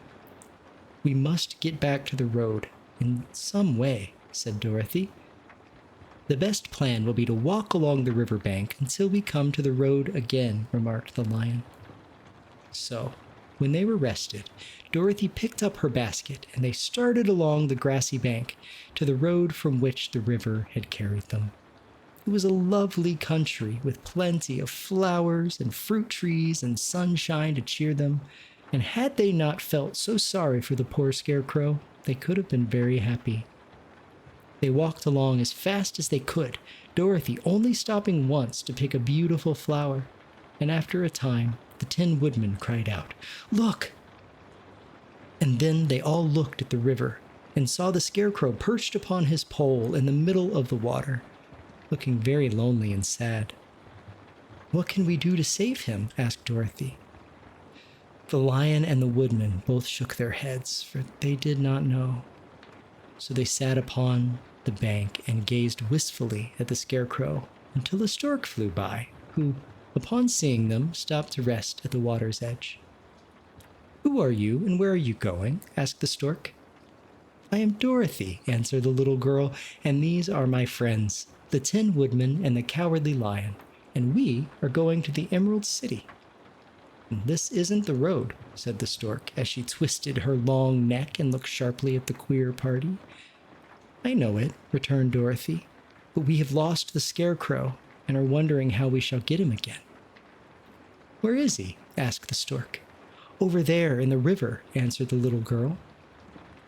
"If he wasn't so big and heavy, I would get him for you," remarked the stork. "He isn't heavy a bit," said Dorothy eagerly, "for he is stuffed with straw. And if you will bring him back to us, we shall thank you ever and ever so much." "Well, I'll try," said the stork, "but if I find he is too heavy to carry, I shall have to drop him in the river again." So the big bird flew into the air and over the water till she came to where the Scarecrow was perched upon his pole. Then the stork, with her great claws, grabbed the Scarecrow by the arm and carried him up into the air and back to the bank, where Dorothy and the Lion and the Tin Woodman and Toto were sitting. When the Scarecrow found himself among his friends again, he was so happy that he hugged them all, even the Lion and Toto, and as they walked along, he sang "Tol-de-re-dio" at every step. He felt so gay. "I was afraid I should have to stay in the river forever," he said. "But the kind stork saved me, and if I ever get any brains, I shall find the stork again and do her some kindness in return." "That's all right," said the stork, who was flying along beside them. "I always like to help anyone in trouble, but I must go now, for my babies are waiting in the nest for me. I hope you will find the Emerald City and that Oz will help you." "Thank you," replied Dorothy. And then the kind stork flew into the air and was soon out of sight. They walked along listening to the singing of the brightly colored birds and looking at the lovely flowers, which now became so thick that the ground was carpeted with them. There were big yellow and white and blue and purple blossoms, besides great clusters of scarlet poppies, which were so brilliant in color they almost dazzled Dorothy's eyes. "Aren't they beautiful?" the girl asked as she breathed in the spicy scent of the bright flowers. "I suppose so," answered the Scarecrow. "When I have brains, I shall probably like them better. If only I had a heart, I should love them," added the Tin Woodman. "I always did like flowers," said the Lion. "They seem so helpless and frail, but there are none in the forest so bright as these." They now came upon more and more of the big scarlet poppies and fewer of the other flowers, and soon they found themselves in the midst of a great meadow of poppies. Now, it is well known that when there are many of these flowers together, their odor is so powerful that anyone who breathes it falls asleep. And if the sleeper is not carried away from the scent of the flowers, he sleeps on and on forever. But Dorothy did not know this, nor could she get away from the bright red flowers that were everywhere about. So presently her eyes grew heavy, and she felt she must sit down to rest and to sleep. But the Tin Woodman would not let her do this. "We must hurry and get back to the road of yellow brick before dark," he said, and the Scarecrow agreed. So they kept walking until Dorothy could stand no longer. Her eyes closed in spite of herself, and she forgot where she was and fell among the poppies, fast asleep. "What shall we do?" asked the Tin Woodman. "If we leave her here, she will die," said the Lion. "The smell of the flowers is killing us all. I myself can scarcely keep my eyes open, and the dog is asleep already." It was true. Toto had fallen down beside his little mistress. But the Scarecrow and the Tin Woodman, not being made of flesh, were not troubled by the scent of the flowers. "Run fast," said the Scarecrow to the Lion, "and get out of this deadly flower bed as soon as you can. We will bring the little girl with us, but if you should fall asleep, you are too big to be carried." So the Lion aroused himself and bounded forward as fast as he could go. In a moment, he was out of sight. "Let us make a chair with our hands and carry her," said the Scarecrow. So they picked up Toto and put the dog in Dorothy's lap. And then they made a chair with their hands for the seat and their arms for the arms, and carried the sleeping girl between them through the flowers. On and on they walked, and it seemed that the great carpet of deadly flowers that surrounded them would never end. They followed the bend of the river, and at last came upon their friend the Lion, lying fast asleep among the poppies. The flowers had been too strong for the huge beast, and he had given up at last, and fallen only a short distance from the end of the poppy bed, where sweet grass spread in the beautiful green fields before them. "We can do nothing for him," said the Tin Woman. "We can do nothing for him," said the Tin Woodman sadly, "for he is much too heavy to lift. We must leave him here to sleep on forever, and perhaps he will dream that he has found courage at last." "I'm sorry," said the Scarecrow. "The Lion was a very good comrade for one so cowardly. But let us go on." They carried the sleeping girl to a pretty spot beside the river, far enough from the poppy field to prevent her breathing any more of the poison of the flowers. And here they laid her gently on the soft grass and waited for the fresh breeze to waken her. Chapter 9. The Queen of the Field Mice. "We cannot be far from the road of yellow brick now," remarked the Scarecrow as he stood beside the girl, "for we have come nearly as far as the river carried us away." The Tin Woodman was about to reply when he heard a low growl, and turning his head, which worked beautifully on hinges, he saw a strange beast come bounding over the grass toward them. It was indeed a great yellow wildcat, and the Woodman thought it must be chasing something, for its ears were lying close to its head and its mouth was wide open, showing 2 rows of ugly teeth, while its red eyes glowed like balls of fire. As it came nearer, the Tin Woodman saw that running before the beast was a little gray field mouse, and although he had no heart, he knew it was wrong for the wildcat to try to kill such a pretty, harmless creature. So the Woodman raised his axe, and as the wildcat ran by, he gave it a quick blow that cut the beast's head clean off from its body, and it rolled over at his feet in 2 pieces.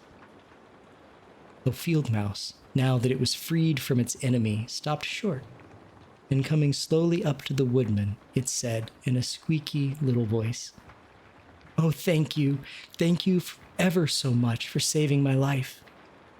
"Don't speak of it, I beg of you," replied the Woodman. "I have no heart, you know, so I'm careful to help all those who may need a friend, even if it happens to be only a mouse." "Only a mouse?" cried the little animal indignantly. "Why, I am a queen, the queen of all the field mice." "Oh, indeed," said the Woodman, making a bow. "Therefore you have done a great deed as well as a brave one," added the Queen. At that moment, several mice were seen running up as fast as their little legs could carry them, and when they saw their Queen, they exclaimed, "Oh, your Majesty, we thought you would be killed. How did you manage to escape the great wildcat?" They all bowed so low to the little queen that they almost stood upon their heads. "This funny Tin Man," she answered, "killed the wildcat and saved my life. So hereafter, you must all serve him and obey his slightest wish." "We will!" cried all the mice in a shrill chorus, and then they scampered in all directions, for Toto had awakened from his sleep. And seeing all these mice around him, he gave one bark of delight and jumped right into the middle of the group. Toto had always loved to chase mice when he lived in Kansas, and he saw no harm in it. But the Tin Woodman caught the dog in his arms and held him tight while he called to the mice, come back, Toto shall not hurt you." At this, the queen of the mice stuck her head out from underneath a clump of grass and asked in a timid voice, "Are you sure he will not bite us?" "I will not let him," said the Woodman, "so do not be afraid." One by one, the mice came creeping back, and Toto did not bark again, although he tried to get out of the Woodman's arms and would have bitten him had he not known very well he was made of tin. Finally, one of the biggest mice spoke. "Is there anything we can do," it asked, "to repay you for saving the life of our queen?" "Nothing that I know of," answered the Woodman, but the Scarecrow, who had been trying to think but could not because his head was stuffed with straw, said quickly, "Oh, yes, you can save our friend, the Cowardly Lion, who is asleep in the poppy bed." "A lion?" cried the little queen. "Why, he would eat us all up." "Oh, no," declared the Scarecrow. "This lion is a coward." "Really?" asked the mouse. "He says so himself," answered the Scarecrow, "and he would never hurt anyone who is our friend. If you will help us to save him, I promise that he shall treat you all with kindness." "Very well," said the queen. "We trust you, but what shall we do? There are many of these mice which call you queen and are willing to obey you." "Oh yes, there are thousands. Then send them all to come here as soon as possible, and let each one bring a long piece of string." The queen turned to the mice that attended her and told them to go at once and get all her people. As soon as they heard her orders, they ran away in every direction as fast as possible. "Now," said the Scarecrow to the Tin Woodman, "you must go to those trees by the riverside and make a truck that will carry the lion." So the Woodman went at once to the trees and began to work, and soon he made a truck out of the limbs of trees, from which he chopped away all the leaves and branches. He fastened it together with wooden pegs and made the four wheels out of short pieces of a big tree trunk. So fast and so well did he work that by the time the mice began to arrive, the truck was all ready for them. They came from all directions, and there were thousands of them. Big mice and little mice and middle-sized mice, and each one brought a piece of string in its mouth. It was about this time that Dorothy woke from her long sleep and opened her eyes. She was greatly astonished to find herself lying upon the grass with thousands of mice standing around and looking at her timidly. But the Scarecrow told her about everything, and turning to the dignified little mouse, he said, "Permit me to introduce you, Her Majesty, the Queen." Dorothy nodded gravely, and the Queen made a curtsy, after which she became quite friendly with the little girl. The Scarecrow and the Woodman now began to fasten the mice to the truck, using the strings they had bought. One end of a string was tied around the neck of each mouse, and the other end to the truck. Of course, the truck was 1,000 times bigger than any of the mice who were to draw it, but when all the mice had been harnessed, they were able to pull it quite easily. Even the Scarecrow and the Tin Woodman could sit on it and were drawn swiftly by their queer little horses to the place where the lion lay asleep. After a great deal of hard work, for the lion was heavy, they managed to get him up on the truck. Then the Queen hurriedly gave her people the order to start, for she feared if the mice stayed among the poppies too long, they would also fall asleep. At first, the little creatures, many though they were, could hardly stir the heavily loaded truck, but the Woodman and the Scarecrow both pushed from behind, and they got along better. Soon, they rolled the lion out of the poppy bed to the green fields, where he could breathe the sweet, fresh air again instead of the poisonous scent of the flowers. Dorothy came to meet them and thanked the little mice warmly for saving her companion from death. She had grown so fond of the big lion, she was glad he had been rescued. Then the mice were unharnessed from the truck and scampered away through the grass to their homes. The Queen of Mice was the last to leave. "If you ever need us again," she said, "come out into the field and call. We shall hear you and come to your assistance. Goodbye." "Goodbye," they all answered, and away the Queen ran, while Dorothy held Toto tightly, lest he should run after her and frighten her. After this, they sat down beside the lion until he should awaken, and the Scarecrow brought Dorothy some fruit from a tree nearby, which she ate for dinner. Chapter 10. The Guardian of the Gate. It was some time before the Cowardly Lion awakened, for he had lain amongst the poppies a long while, breathing in their deadly fragrance. But when he did open his eyes and roll off the truck, he was very glad to find himself still alive. "I ran as fast as I could," he said, sitting down and yawning, "but the flowers were too strong for me. How did you get me out?" Then they told him of the field mice and how they had generously saved him from death. And the Cowardly Lion laughed and said, "I have always thought myself very big and terrible, yet such little things as flowers came near to killing me, and such small animals as mice have saved my life. How strange it all is. But, comrades, what should we do now?" "We must journey on until we find the road of yellow brick again," said Dorothy, "and then we can keep on to the Emerald City." So, the lion being fully refreshed and feeling quite himself again, they all started upon the journey, greatly enjoying the walk through the soft, fresh grass, and it was not long before they reached the road of yellow brick and turned again toward the Emerald City, where the great Oz dwelt.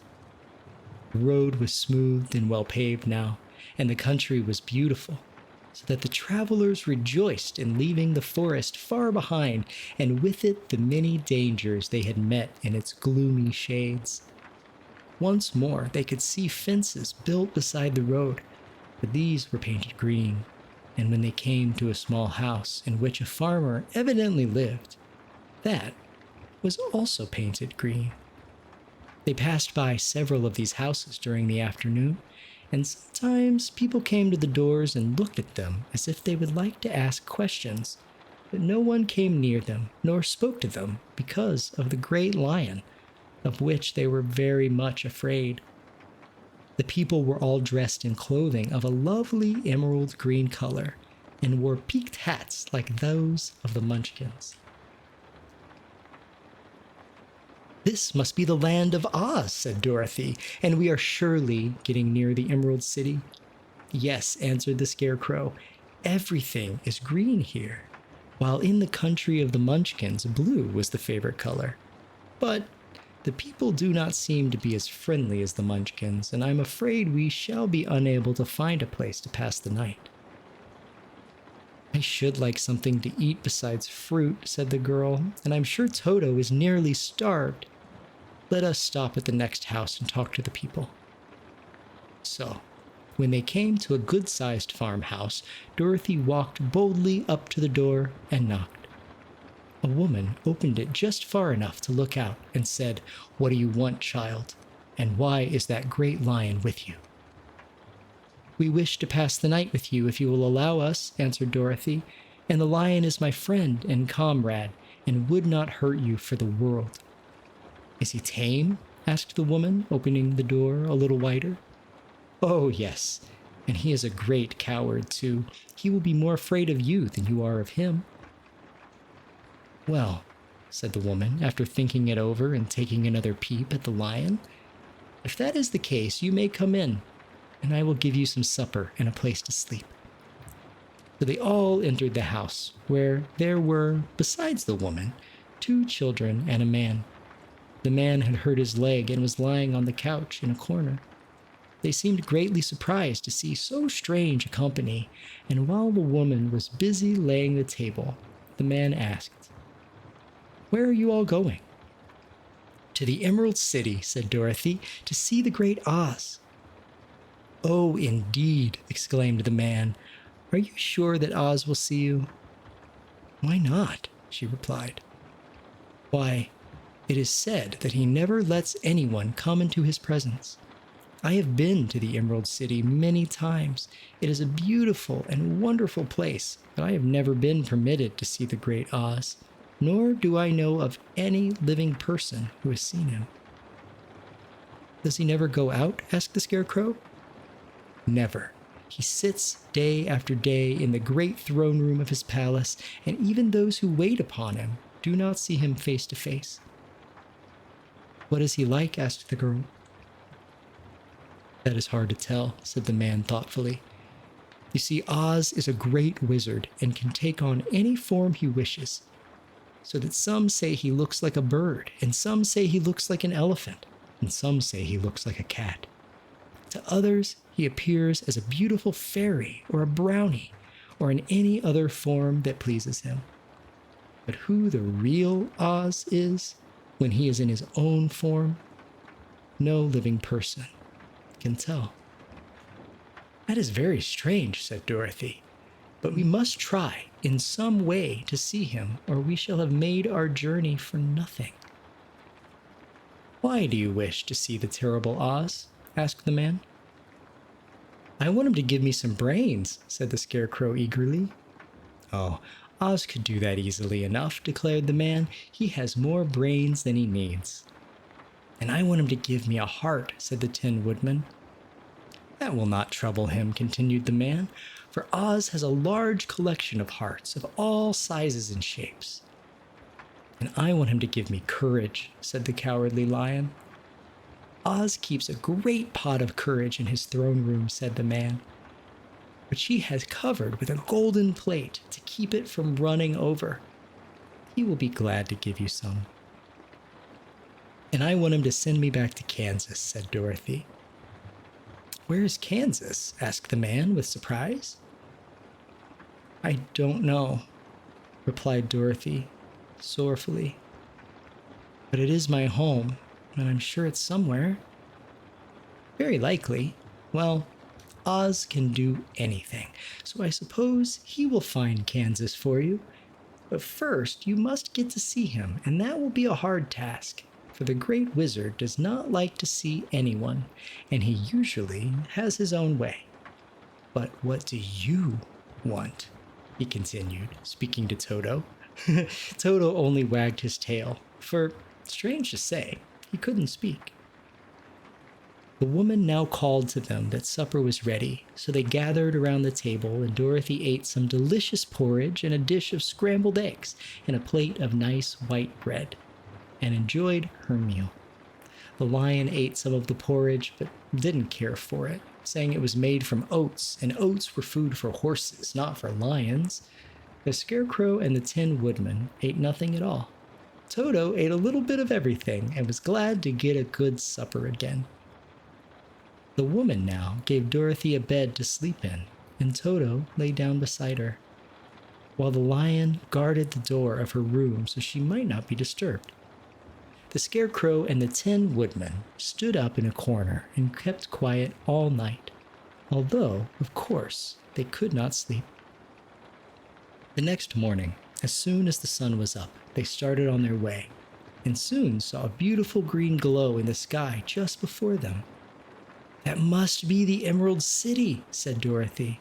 As they walked on, the green glow became brighter and brighter, and it seemed that at last they were nearing the end of their travels. Yet it was afternoon before they came to the great wall that surrounded the city. It was high and thick and of a bright green color. In front of them, and at the end of the road of yellow brick, was a big gate, all studded with emeralds that glittered so in the sun that even the painted eyes of the Scarecrow were dazzled by their brilliancy. There was a bell beside the gate, and Dorothy pushed the button and heard a silvery tinkle sound within. Then the big gate swung slowly open, and they all passed through and found themselves in a high arched room, the walls of which glistened with countless emeralds.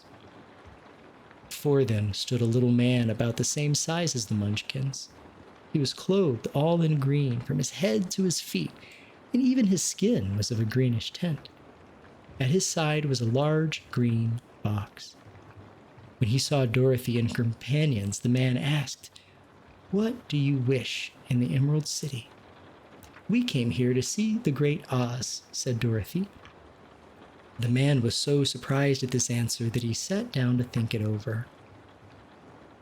"It has been many years since anyone asked me to see Oz," he said, shaking his head in perplexity. "He is powerful and terrible, and if you come on an idle or foolish errand to bother the wise reflections of the great wizard, he might be angry and destroy you all in an instant."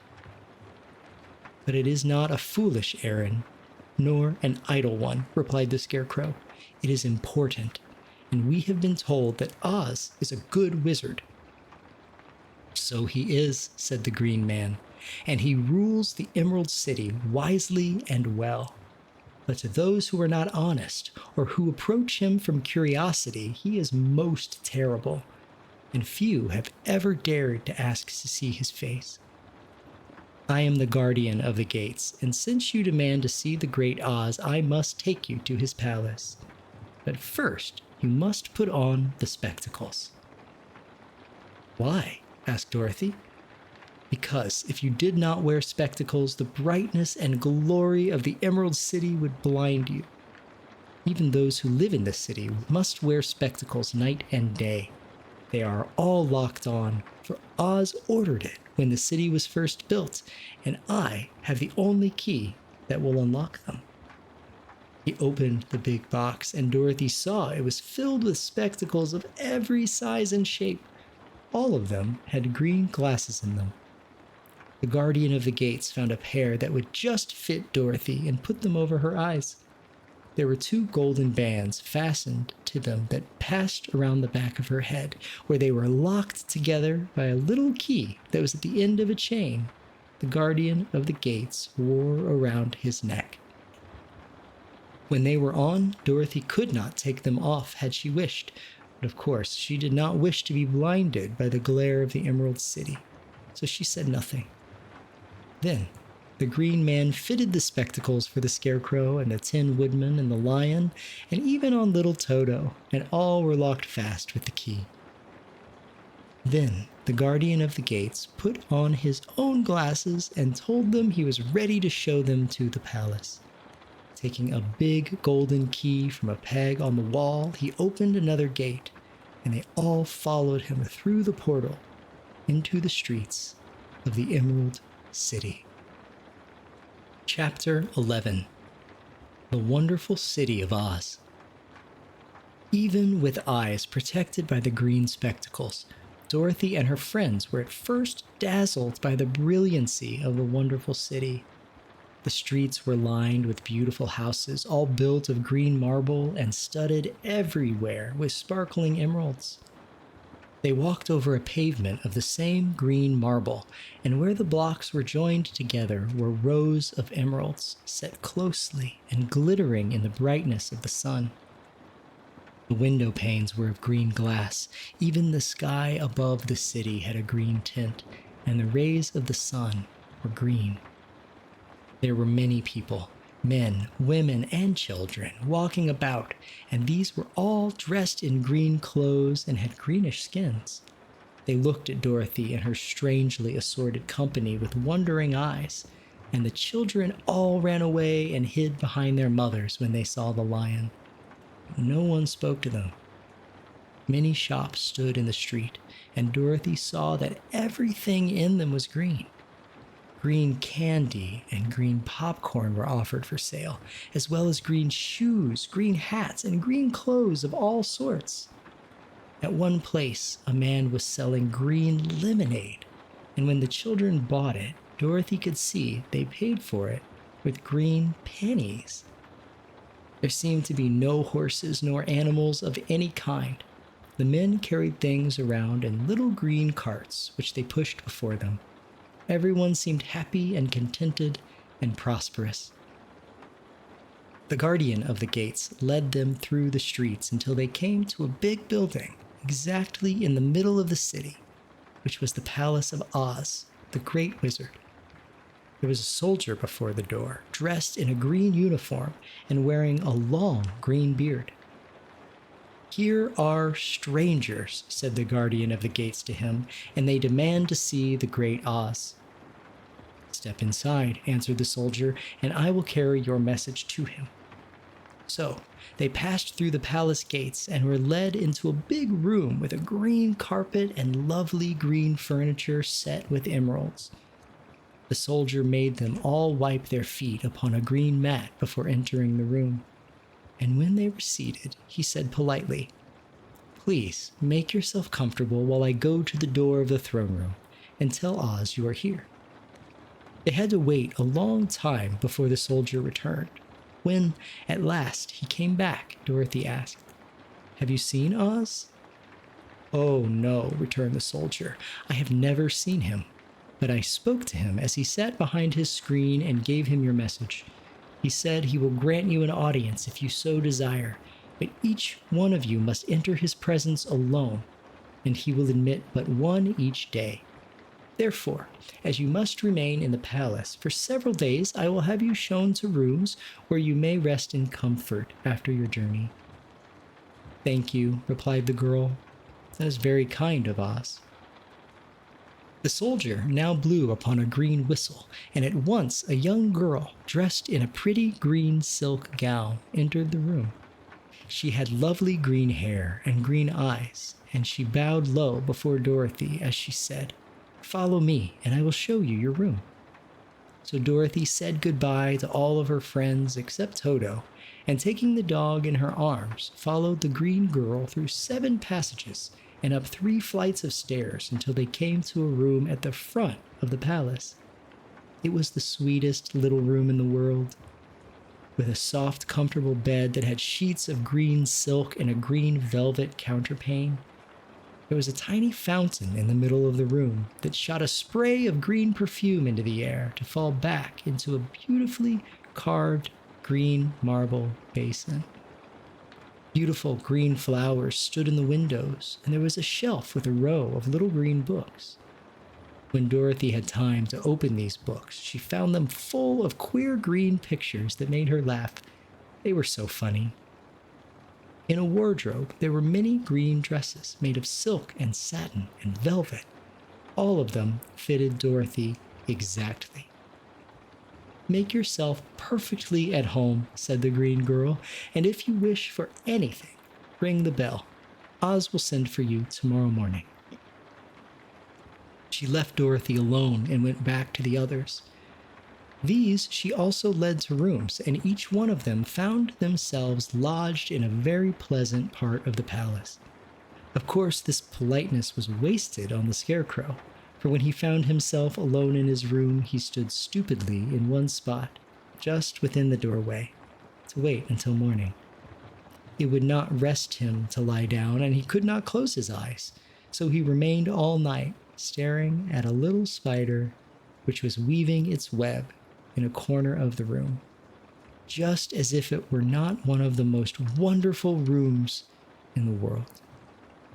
The Tin Woodman lay down on his bed from force of habit, for he remembered when he was made of flesh, but not being able to sleep, he passed the night moving his joints up and down to make sure they kept in good working order.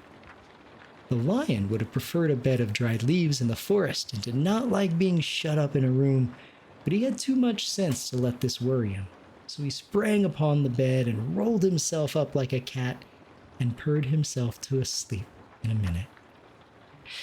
The next morning, after breakfast, the Green Maiden came to fetch Dorothy, and she dressed her in one of the prettiest gowns made of green brocaded satin. Dorothy put on a silk green apron and tied a green ribbon around Toto's neck, and they started for the throne room of the Great Oz.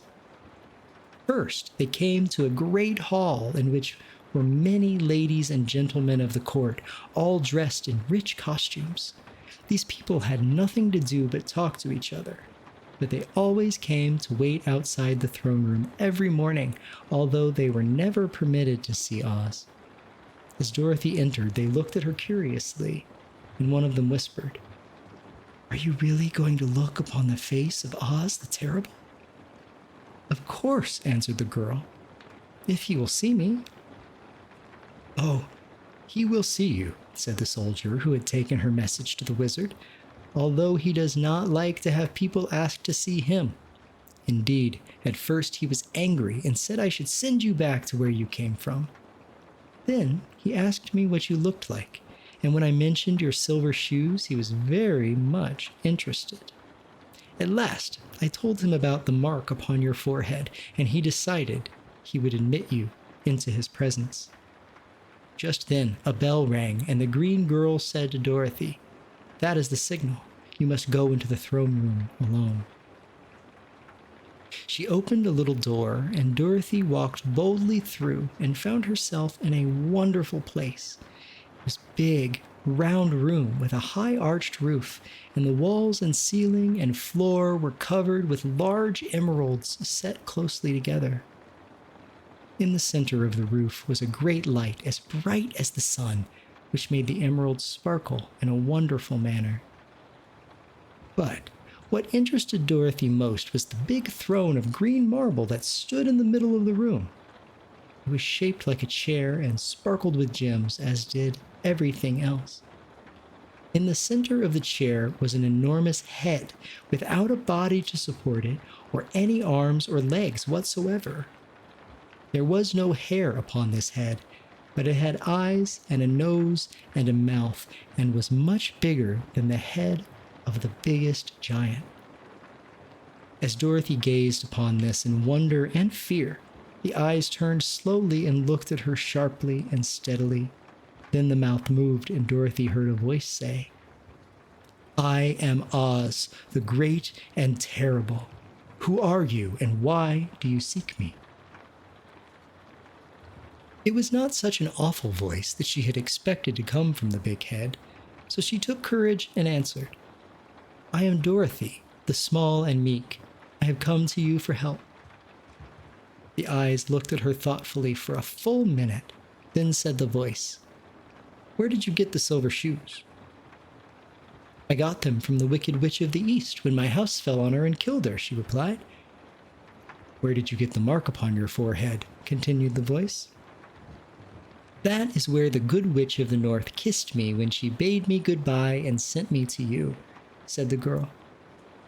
Again, the eyes looked at her sharply, and they saw she was telling the truth. Then Oz asked, "What do you wish me to do?" "Send me back to Kansas, where my Aunt Em and Uncle Henry are," she answered earnestly. "I don't like your country, although it is so beautiful, and I'm sure Aunt Em will be dreadfully worried over my being away for so long." The eyes winked 3 times, and then they turned up to the ceiling and down to the floor and rolled around so queerly that they seemed to see every part of the room. And at last, they looked at Dorothy again. "Why should I do this for you?" asked Oz. "Because you are strong and I am weak. Because you are a great wizard and I am only a little girl." "But you were strong enough to kill the Wicked Witch of the East," said Oz. "That just happened," returned Dorothy simply. "I couldn't help it." "Well," said the head, "I will give you my answer. You have no right to expect me to send you back to Kansas unless you do something for me in return. In this country, everyone must pay for everything he gets, and if you wish me to use my magic powers to send you home again, you must do something for me first.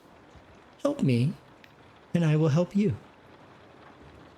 "What must I do?" asked the girl. "Kill the Wicked Witch of the West," answered Oz. "But I cannot!" exclaimed Dorothy, greatly surprised. "You killed the Witch of the East, and you wear the silver shoes, which bear a powerful charm.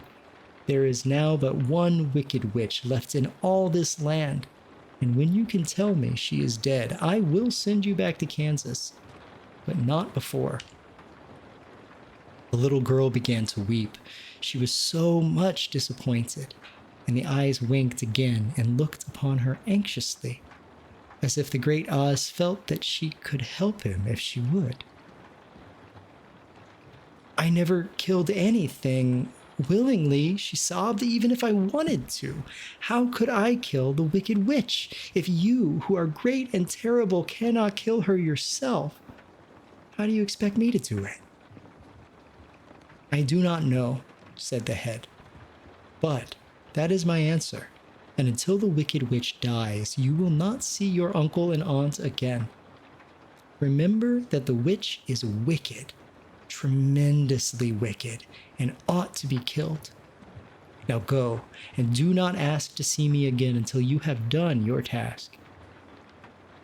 Sorrowfully, Dorothy left the throne room and went back where the lion and the Scarecrow and the Tin Woodman were waiting to hear what Oz had said to her. "There is no hope for me," she said sadly, "for Oz will not send me home until I have killed the wicked witch of the West, and that I could never do." Her friends were sorry, but could do nothing to help her, so Dorothy went to her own room and lay down on the bed and cried herself to sleep. The next morning, the soldier with the green whiskers came to the Scarecrow and said, "Come with me, for Oz has sent for you." So the Scarecrow followed him and was admitted into the great throne room, where he saw, sitting in the emerald throne, a most lovely lady. She was dressed in green silk gauze and wore upon her flowering green locks a crown of jewels. Growing from her shoulders were wings, gorgeous in color and so light that they fluttered if the slightest breath of air reached them. When the Scarecrow had bowed as prettily as his straw stuffing would let him before this beautiful creature, she looked upon him sweetly and said, "I am Oz, the great and terrible. Who are you, and why do you seek me?" Now, the Scarecrow, who had expected to see the great head Dorothy had told him of, was much astonished, but he answered her bravely, "I am only a scarecrow stuffed with straw. Therefore, I have no brains, and I come to you praying that you will put brains in my head instead of straw, so that I may become as much a man as any other in your dominions." "Why should I do this for you?" asked the lady. "Because you are wise and powerful, and no one else can help me," answered the Scarecrow. "I never grant favors without some return," said Oz. "But this much I will promise. If you will kill for me the Wicked Witch of the West, I will bestow upon you a great many brains, and such good brains that you will be the wisest man in all the land of Oz." "I thought you asked Dorothy to kill the witch," said the Scarecrow in surprise. "So I did. I don't care who kills her, but until she is dead, I will not grant your wish. Now go, and do not seek me again until you have earned the brains you so greatly desire." The Scarecrow went sorrowfully back to his friends and told them what Oz had said, and Dorothy was surprised to find that the great wizard was not a head as she had seen him, but a lovely lady. "All the same," said the Scarecrow, "she needs a heart as much as the Tin Woodman." On the next morning, the soldier with the green whiskers came to the Tin Woodman and said, "Oz has sent for you.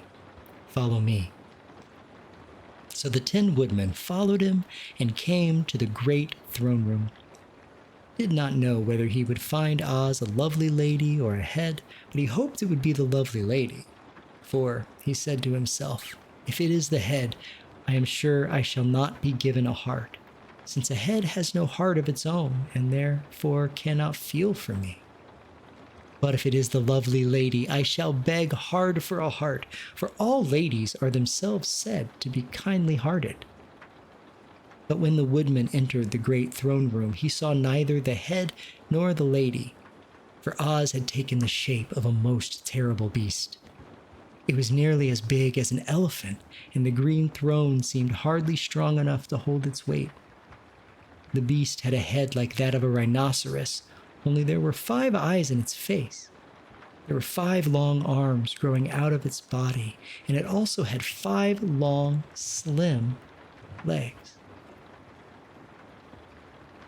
Thick, woolly hair covered every part of it, and a more dreadful-looking monster could not be imagined.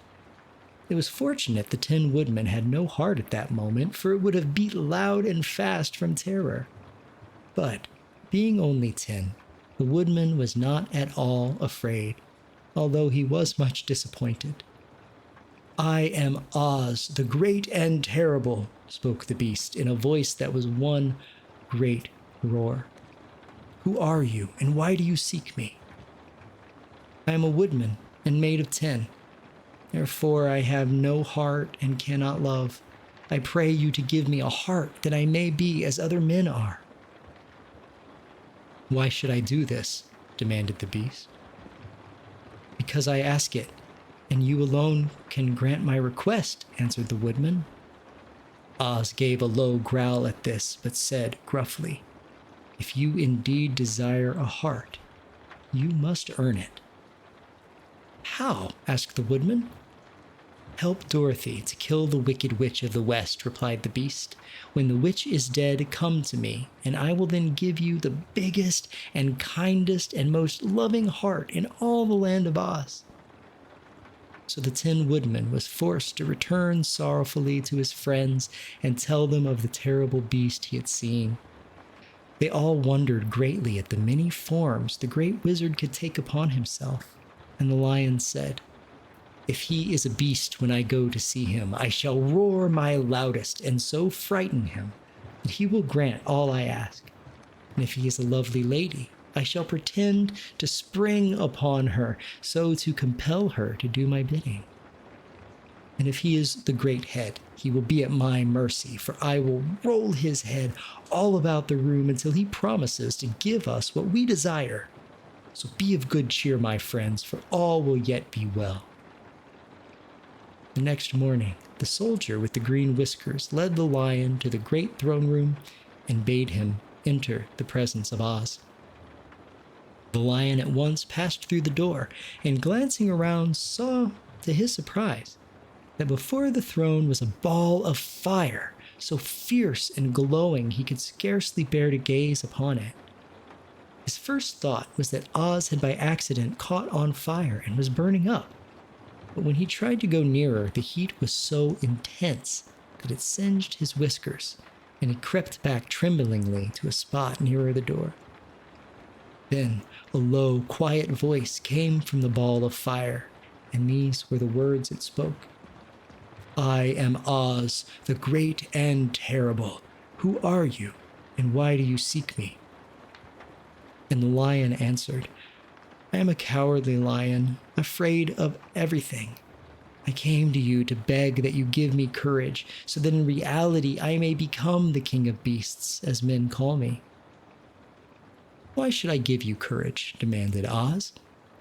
"Because of all wizards, you are the greatest and alone have the power to grant my request," answered the lion. The ball of fire burned fiercely for a time, and the voice said, "Bring me proof that the Wicked Witch is dead. At that moment, I will give you courage. But as long as the witch lives, you must remain a coward." The lion was angry at this speech, but could say nothing in reply, and while he stood silently gazing at the ball of fire, it became so furiously hot that he turned tail and rushed from the room. He was glad to find his friends waiting for him, and told them of his terrible interview with the wizard. "What shall we do now?" asked Dorothy sadly. "There is only one thing we can do," returned the lion, "and that is to go to the land of the Winkies, seek out the Wicked Witch, and destroy her. "But suppose we cannot," said the girl. "Then I shall never have courage," declared the lion. "And I shall never have brains," added the Scarecrow. "And I shall never have a heart," spoke the Tin Woodman. "And I shall never see Aunt Em and Uncle Henry," said Dorothy, beginning to cry. "Be careful," cried the green girl. "The tears will fall on your silk green gown and spot it." So Dorothy dried her eyes and said, "I suppose we must try it, but I am sure I do not want to kill anybody, even to see Aunt Em again." "I will go with you, but I'm too much of a coward to kill the witch," said the lion. "I will go too," declared the Scarecrow, "but I shall not be of much help to you. I'm such a fool." "I haven't the heart to harm even a witch," remarked the Tin Woodman, "but if you go, I will certainly go with you." Therefore, it was decided to start upon their journey the next morning, and the woodman sharpened his axe on a green grindstone and had all of his joints properly oiled. The Scarecrow stuffed himself with fresh straw, and Dorothy put on new paint on his eyes that he might see better. The green girl, who was very kind to them, filled Dorothy's basket with good things to eat and fastened a little bell around Toto's neck with a green ribbon. They went to bed quite early and slept soundly until daylight, when they were awakened by the crowing of a green cock that lived in the backyard of the palace, and the cackling of a hen that had laid a green egg. Chapter 12. The Search for the Wicked Witch. The soldier with the green whiskers led them through the streets of the Emerald City until they reached the room where the guardian of the gates lived. This officer unlocked their spectacles to put them back in his great box, and then he politely opened the gate for our friends. "Which road leads to the Wicked Witch of the West?" asked Dorothy. "There is no road," answered the guardian of the gates. "No one ever wishes to go that way." "How, then, are we to find her?" inquired the girl. "That will be easy," replied the man, "for when she knows you are in the country of the Winkies, she will find you and make her all your slaves." "Perhaps not," said the Scarecrow, "for we mean to destroy her." "Oh, well, that's different," said the guardian of the gates. "No one has ever destroyed her before, so I naturally thought she would make slaves of you, as she has of the rest. But take care, for she is wicked and fierce, and may not allow you to destroy her. Keep to the west, where the sun sets, and you cannot fail to find her." They thanked him and bade him goodbye and turned toward the west, walking over fields of soft grass dotted here and there with daisies and buttercups. Dorothy still wore the pretty silk dress she had put on in the palace, but now, to her surprise, she found it was no longer green, but pure white. The ribbon around Toto's neck had also lost its green color and was as white as Dorothy's dress. The Emerald City was soon left far behind. As they advanced, the ground became rougher and hillier, for there were no farms nor houses in this country of the West, and the ground was untilled. In the afternoon, the sun shone hot in their faces, for there were no trees to offer them shade, so that before night, Dorothy and Toto and the lion retired and lay down upon the grass and fell asleep, with the woodman and the Scarecrow keeping watch. Now, the Wicked Witch of the West had but one eye, yet that was as powerful as a telescope and could see everywhere. So, as she sat in the door of her castle, she happened to look around and saw Dorothy lying asleep with her friends all about her. They were a long distance off, but the Wicked Witch was angry to find them in her country, so she blew upon a silver whistle that hung around her neck. At once there came running to her from all directions a great pack of wolves. They had long legs and fierce eyes and sharp teeth. "Go to those people," said the witch, "and tear them to pieces." "Are you not going to make them your slaves?" asked the leader of the wolves. "No," she answered. "One of them is tin, and one of them is straw. One is a girl, and the other a lion. None of them is fit to work. So you may tear them into small pieces." "Very well," said the wolf, and he dashed away at full speed, followed by the others. It was lucky the Scarecrow and the Woodman were wide awake and heard the wolves coming. "This is my fight," said the Woodman, "so get behind me and I will meet them as they come." He seized his axe, which he had made very sharp, and as the leader of the wolves came on, the Tin Woodman swung his arm and chopped the wolf's head from his body so that it immediately died. As soon as he could raise his axe, another wolf came up, and he also fell under the sharp edge of the Tin Woodman's weapon. There were 40 wolves, and 40 times a wolf was killed, so that at last they all lay dead in a heap before the Woodman. Then he put down his axe and sat beside the Scarecrow, who said, "It was a good fight, friend." They waited until Dorothy awoke the next morning. The little girl was quite frightened when she saw the great pile of shaggy wolves, but the Tin Woodman told her all. She thanked him for saving them, and she sat down to breakfast, after which they started again upon their journey. Now, the same morning, the Wicked Witch came to the door of her castle and looked out with her one eye that could see far off. She saw all her wolves lying dead and the strangers still traveling through her country. This made her angrier than before, and she blew her silver whistle twice. Straightway, a great flock of wild crows came flying toward her, enough to darken the sky. And the Wicked Witch said to the King Crow, "Fly at once to the strangers, peck out their eyes, and tear them to pieces." The wild crows flew in one great flock toward Dorothy and her companions. When the little girl saw them coming, she was afraid. But the Scarecrow said, "This is my battle, so lie down beside me and you will not be harmed." So they all lay down upon the ground except the Scarecrow, and he stood up and stretched out his arms. And when the crows saw him, they were frightened, as these birds always are by scarecrows, and did not dare to come any nearer. But the King Crow said, "It is only a stuffed man. I will peck his eyes out." The King Crow flew at the Scarecrow, who caught it by the head and twisted its neck until it died.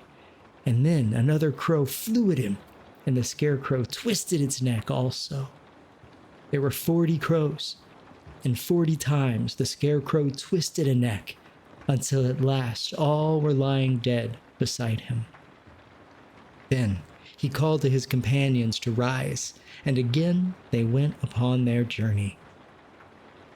When the Wicked Witch looked out again and saw all her crows lying in a heap, she got into a terrible rage and blew 3 times upon her silver whistle.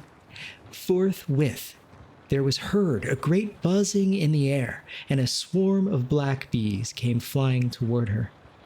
"Go to the strangers and sting them to death," commanded the witch, and the bees turned and flew rapidly until they came to where Dorothy and her friends were walking. But the Woodman had seen them coming, and the Scarecrow had decided what to do. "Take out my straw and scatter it over the little girl and the dog and the lion," he said to the Woodman, "and the bees cannot sting them." This the Woodman did, and as Dorothy lay close beside the lion and held Toto in her arms, the straw covered them entirely. The bees came and found no one but the Woodman to sting. So they flew at him and broke off all of their stings against the tin without hurting the Woodman at all. And as bees cannot live when their stings are broken, that was the end of the black bees, and they lay scattered thick about the Woodman, like little heaps of fine coal. Then Dorothy and the lion got up, and the girl helped the Tin Woodman put the straw back into the Scarecrow again until he was as good as ever. So they started upon their journey once more. The Wicked Witch was so angry when she saw her black bees in little heaps like fine coal that she stamped her foot and tore her hair and gnashed her teeth. And then she called a dozen of her slaves, who were the Winkies, and gave them sharp spears, telling them to go to the strangers and destroy them. And the Winkies were not a brave people, but they had to do as they were told, so they marched away until they came near to Dorothy. Then the lion gave a great roar and sprang toward them. The poor Winkies were so frightened that they ran back as fast as they could. When they returned to the castle, the Wicked Witch beat them well with a strap and sent them back to their work, after which she sat down to think what she should do next. She could not understand how all her plans to destroy these strangers had failed, but she was a powerful witch, as well as a wicked one, and she soon made up her mind how to act. There was, in her cupboard, a golden cap with a circle of diamonds and rubies running round it. This golden cap had a charm. Whoever owned it could call 3 times upon the winged monkeys, who would obey any order they were given, but no person could command these strange creatures more than 3 times. Twice already the Wicked Witch had used the charm of the cap. Once was when she had made the Winkies her slaves and set herself to rule over their country. The winged monkeys had helped her do this. The second time was when she had fought against the great Oz himself and driven him out of the land of the West. The winged monkeys had also helped her in doing this. Only once more could she use this golden cap, for which reason she did not like to do so until all her other powers were exhausted. But now that her fierce wolves and her wild crows and her stinging bees were gone, and her slaves had been scared away by the cowardly lion, she saw there was only one way left to destroy Dorothy and her friends. So the Wicked Witch took the golden cap from her cupboard and placed it upon her head. Then she stood upon her left foot and said slowly, "Epe, pepe, kake." Next she stood upon her right foot and said, "Hello, holo, hello." After this she stood upon both feet and cried in a loud voice, "Zizzy, zoozy, zik." Now the charm began to work. The sky was darkened, and a low rumbling sound was heard in the air. There was a rushing of many wings and a great clattering and laughing. And the sun came out of the dark sky to show the Wicked Witch surrounded by a crowd of monkeys, each with a pair of immense and powerful wings on his shoulders. One, much bigger than the others, seemed to be their leader. He flew close to the witch and said, "You have called on us for the 3rd and last time. What do you command?" "Go to the strangers who are within my land and destroy them all, except the lion," said the Wicked Witch. "Bring that beast to me, for I have a mind to harness him like a horse and make him work." "Your command shall be obeyed," said the leader, and with a great deal of chattering and noise, the winged monkeys flew away to the place where Dorothy and her friends were walking. Some of the monkeys seized the Tin Woodman and carried him through the air until they were over a country thickly covered with sharp rocks. Here they dropped the poor woodman, who fell a great distance to the rocks, where he lay so battered and dented that he could neither move nor groan. Others of the monkeys caught the Scarecrow, and with their long fingers pulled all of the straw out of his clothes and head. They made his hat and boots and clothes into a small bundle and threw it into the top branches of a tall tree. The remaining monkeys threw pieces of stout rope around the lion and wound many coils around his body and head and legs, until he was unable to bite or scratch or struggle in any way. Then they lifted him up and flew away with him to the witch's castle, where he was placed in a small yard with a high iron fence around it, so that he could not escape. But Dorothy, they did not harm at all. She stood with Toto in her arms, watching the sad fate of her comrades and thinking it would soon be her turn. The leader of the winged monkeys flew up to her, his long, hairy arms stretched out and his ugly face grinning terribly. But he saw the mark of the good witch's kiss upon her forehead and stopped short, motioning the others not to touch her. "We dare not harm this little girl," he said to them, "for she is protected by the power of good, and that is greater than the power of evil. All we can do is to carry her to the castle of the Wicked Witch and leave her alone." So carefully and gently, they lifted Dorothy in their arms and carried her swiftly through the air until they came to the castle, where they sat her down upon the front doorstep. Then the leader said to the witch, "We have obeyed you as far as we are able. The Tin Woodman and the Scarecrow are destroyed, and the lion is tied up in your yard. The little girl we dare not harm, nor the dog she carries in her arms. Your power over our band is now ended, and you will never see us again." Then all the winged monkeys, with much laughing and chattering and noise, flew into the air and were soon out of sight. The Wicked Witch was both surprised and worried when she saw the mark on Dorothy's forehead, for she knew well that neither the winged monkeys nor she herself dare hurt the girl in any way. She looked down at Dorothy's feet, and seeing the silver shoes, began to tremble with fear, for she knew what a powerful charm belonged to them.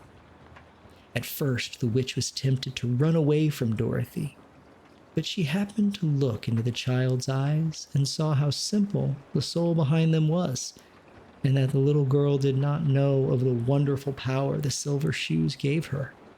So the Wicked Witch laughed to herself and thought, "I can still make her my slave, for she does not know how to use her power." Then she said to Dorothy, harshly and severely, "Come with me and see that you mind everything I tell you. For if you do not, I will make an end of you, as I did of the Tin Woodman and the Scarecrow."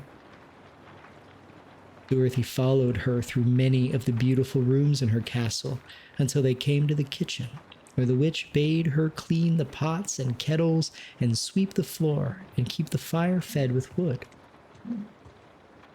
Dorothy went to work meekly, with her mind made up to work as hard as she could, for she was glad the Wicked Witch had decided not to kill her.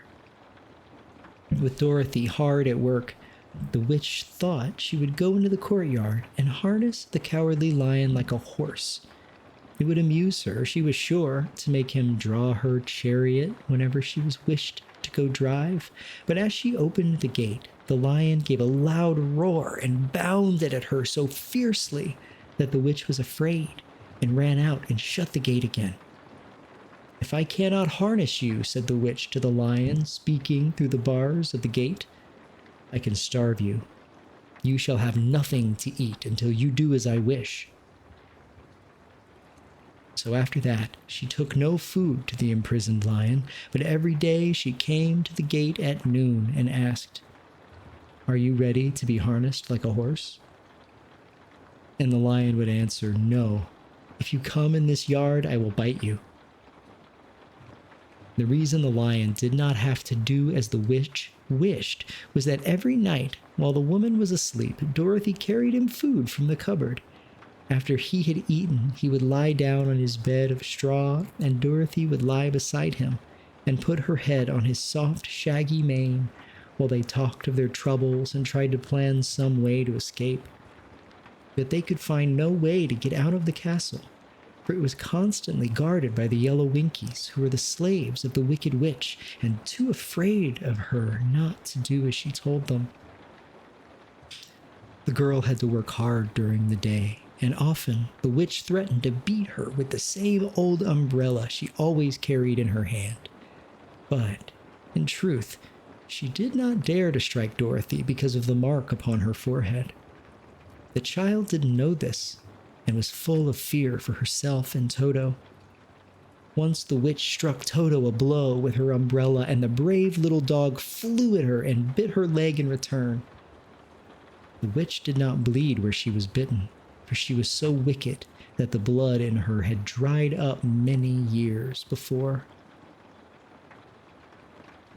Dorothy's life became very sad as she grew to understand that it would be harder than ever to get back to Kansas and Aunt Em again. Sometimes she would cry bitterly for hours, with Toto sitting at her feet and looking into her face, whining dismally to show how sorry he was for his little mistress. Toto did not really care whether he was in Kansas or the land of Oz, so long as Dorothy was with him. But he knew the little girl was unhappy, and that made him unhappy too. Now, the Wicked Witch had a great longing to have for her own the silver shoes which the girl always wore. Her bees and her crows and her wolves were lying in heaps and drying up, and she had used up all the power of the golden cap. But if she could only get a hold of those silver shoes, they would give her more power than all the other things she had lost. She watched Dorothy carefully to see if she ever took off her shoes, thinking she might steal them. But the child was so proud of her pretty shoes that she never took them off, except at night and when she took her bath. The witch was much too afraid of the dark to dare go in Dorothy's room at night to take her shoes, and her dread of water was greater than her fear of the dark, so she never came near when Dorothy was bathing. Indeed, the old witch never touched water, nor ever let water touch her in any way. But the wicked creature was very cunning, and she finally thought of a trick that would give her what she wanted. She placed a bar of iron in the middle of the kitchen floor, and then, by her magic arts, made the iron invisible to the human eyes, so that when Dorothy walked across the floor, she stumbled over the bar, not being able to see it, and fell at full length. She was not much hurt, but in her fall, one of the silver shoes came off, and before she could reach it, the witch had snatched it away and put it on her own skinny foot. The wicked woman was greatly pleased with the success of her trick, for as long as she had one of those shoes, she owned half the power of their charm, and Dorothy could not use it against her, even had she known how to do so. The little girl, seeing she had lost one of her pretty shoes, grew angry and said to the witch, "Give me back my shoe." "I will not," retorted the witch, "for it is now my shoe and not yours." "You are a wicked creature," cried Dorothy. "You have no right to take my shoe from me." "Well, I shall keep it just the same," said the witch, laughing at her, "and some day I shall get the other one from you too." This made Dorothy so very angry that she picked up the bucket of water that stood near and dashed it over the witch, wetting her from head to foot. Instantly, the wicked woman gave a loud cry of fear, and then, as Dorothy looked at her in wonder, the witch began to shrink and fall away. "See what you have done," she screamed. "In a minute, I shall melt away." "I'm very sorry indeed," said Dorothy, who was truly frightened to see the witch actually melting away like brown sugar right before her very eyes. "Didn't you know water would be the end of me?" asked the witch in a wailing, despairing voice. "Of course not," answered Dorothy. "How should I?" "Well, in a few minutes I shall be all melted, and you will have the castle to yourself.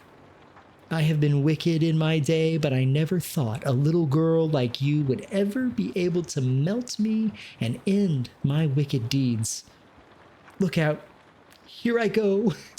With these words, the witch fell down in a brown, melted, shapeless mass and began to spread over the clean boards of the kitchen floor. Seeing that she had really melted away to nothing, Dorothy drew another bucket of water and threw it over the mess. She then swept it all out the door. After picking up the silver shoe, which was all that was left of the old woman, she cleaned and dried it with a cloth and put it on her foot again. Then, being at last free to do as she chose, she ran out to the courtyard to tell the lion that the Wicked Witch of the West had come to an end and that they were no longer prisoners. in a strange land.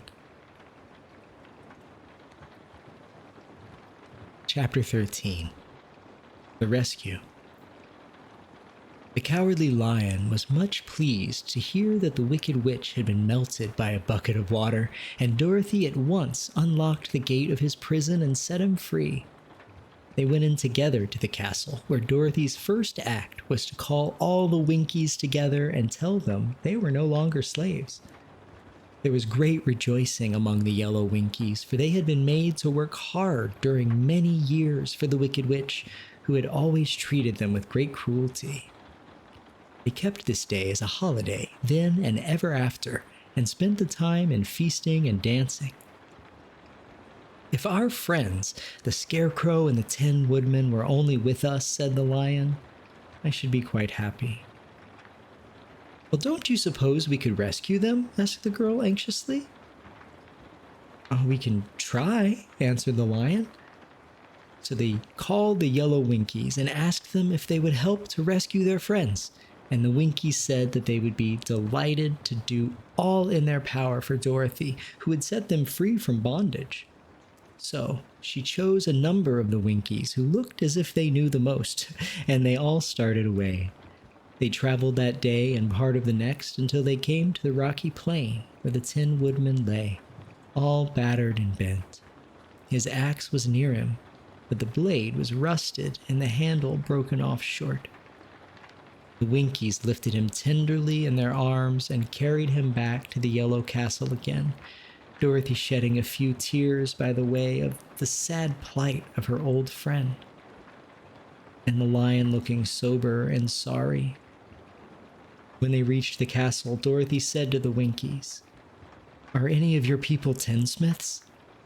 "Oh yes, some of us are very good tinsmiths," they told her. "Then bring them to me," she said, and when the tinsmiths came, bringing with them all their tools and baskets, she inquired, "Can you straighten out those dents in the Tin Woodman? And bend him back into shape again and solder him together where he's broken?" The tinsmiths looked the Woodman over carefully and then answered that they thought they could mend him so that he would be as good as ever. So they set to work in one of the big yellow rooms of the castle and worked for 3 days and 4 nights, hammering and twisting and bending and soldering and polishing and pounding at the legs and body and the head of the Tin Woodman, until at last he was straightened out into his old form and his joints worked as well as ever. To be sure, there were several patches on him, but the tinsmiths did a great job. And as the Woodman was not a vain man, he did not mind the patches at all. When, at last, he walked into Dorothy's room and thanked her for rescuing him, he was so pleased that he wept tears of joy, and Dorothy had to wipe every tear carefully from his face with her apron so his joints would not be rusted. At the same time, her own tears fell thick and fast at the joy of meeting her old friend again. And these tears did not need to be wiped away. As for the Lion, he wiped his eyes so often with the tip of his tail that it became quite wet, and he was obliged to go out into the courtyard and hold it into the sun until it dried. "If we only had the Scarecrow with us again," said the Tin Woodman when Dorothy had finished telling him everything that had happened, "I should be quite happy." "We must try to find him," said the girl. So she called the Winkies to help her, and they walked all that day and part of the next until they came to a tall tree in the branches of which the winged monkeys had tossed the Scarecrow's clothes. It was a very tall tree, and the trunk was so smooth that no one could climb it. But the Woodman said at once, "I'll chop it down, and then we can get the Scarecrow's clothes." Now, while the tinsmiths had been at work mending the Woodman himself, another of the Winkies, who was a goldsmith, had made an axe handle of solid gold and fitted it to the Woodman's axe, instead of the old broken handle. Others polished the blade until all the rust was removed and it glistened like burnished silver. As soon as he had spoken, the Tin Woodman began to chop, and in a short time the tree fell over with a crash, whereupon the Scarecrow's clothes fell out of the branches and rolled off on the ground. Dorothy picked them up and had the Winkies carry them back to the castle, where they were stuffed with nice, clean straw, and behold, here was the Scarecrow as good as ever, thanking them over and over again for saving him. Now that they were reunited, Dorothy and her friends spent a few happy days at the Yellow Castle, where they found everything they needed to make them comfortable. But one day, the girl thought of Aunt Em and said, "We must go back to Oz and claim his promise." "Yes," said the Woodman. "At last I shall get my heart." "And I shall get my brains," added the Scarecrow joyfully. "And I shall get my courage," said the Lion thoughtfully. "And I shall get back to Kansas," cried Dorothy, clapping her hands. "Oh, let us start for the Emerald City tomorrow." This they decided to do. The next day, they called the Winkies together and bade them goodbye. The Winkies were sorry to have them go, and they had grown so fond of the Tin Woodman that they begged him to stay and rule over them and the yellow land of the West. Finding they were determined to go, the Winkies gave Toto and the Lion each a golden collar, and to Dorothy they presented a beautiful bracelet studded with diamonds, and to the Scarecrow they gave a gold-headed walking stick to keep him from stumbling, and to the Tin Woodman they offered a silver oil can inlaid with gold and set with precious jewels. Every one of the travelers made the Winkies a pretty speech in return, and all shook hands with them until their arms ached. Dorothy went to the witch's cupboard to fill her basket with food for the journey, and there she saw the golden cap. She tried it on her own head and found that it fitted her exactly. Now, she did not know anything about the charm of the golden cap, but she saw that it was pretty, so she made up her mind to wear it and carry her sunbonnet in the basket. Then, being prepared for the journey, they all started for the Emerald City. The Winkies gave them 3 cheers and many good wishes to carry with them. Chapter 16. The Winged Monkeys. You will remember there was no road, not even a pathway between the castle of the Wicked Witch and the Emerald City. When the 4 travelers went in search of the witch, she had seen them coming and so sent the winged monkeys to bring them to her. It was much harder to find their way back through the big fields of buttercups and yellow daisies than it was being carried. They knew, of course, that they must go straight east toward the rising sun, and they started off in the right way, but at noon, when the sun was over their heads, they did not know which was east and which was west, and that was the reason they were lost in the great fields. They kept on walking, however, and at night the moon came out and shone brightly. So they lay down amongst the sweet-smelling yellow flowers and slept soundly until morning. But all but the Scarecrow and the Tin Woodman. The next morning, the sun was behind a cloud, but they started on as if they were quite sure which way they were going. "If we walk far enough," said Dorothy, "I'm sure we shall sometime come to some place." But day by day passed away, and they still saw nothing before them but the scarlet fields. Scarecrow began to grumble a bit. "We have surely lost our way," he said, "and unless we find it again in time to reach the Emerald City, I shall never get my brains." "Nor I my heart," declared the Tin Woodman. "It seems to me I can scarcely wait till I get to Oz, and you must admit this is a very long journey." "You see," said the Cowardly Lion with a whimper, "I haven't the courage to keep tramping forever without getting anywhere at all." Then Dorothy lost heart. She sat down on the grass and looked at her companions. Then they sat down and looked at her, and Toto found that for the first time in his life, he was too tired to chase a butterfly that flew past his head. So he put out his tongue and panted and looked at Dorothy as if to ask what they should do next. Suppose we could call the field mice, she suggested. They could probably tell us the way to the Emerald City. Well, to be sure they could, cried the Scarecrow. Why didn't we think of that before? Dorothy blew the little whistle she had always carried about her neck since the Queen of the Mice had given it to her. In a few minutes, they heard the pattering of tiny feet, and many of the small gray mice came running up to her. Among them was the Queen herself, who asked in her squeaky little voice, "What can I do for my friends?" "We have lost our way," said Dorothy. "Can you tell us where the Emerald City is?" "Certainly," answered the Queen, "but it is a great way off, for you have had it at your backs all this time."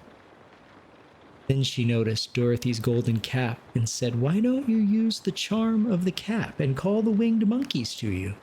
They will carry you to the city of Oz in less than an hour."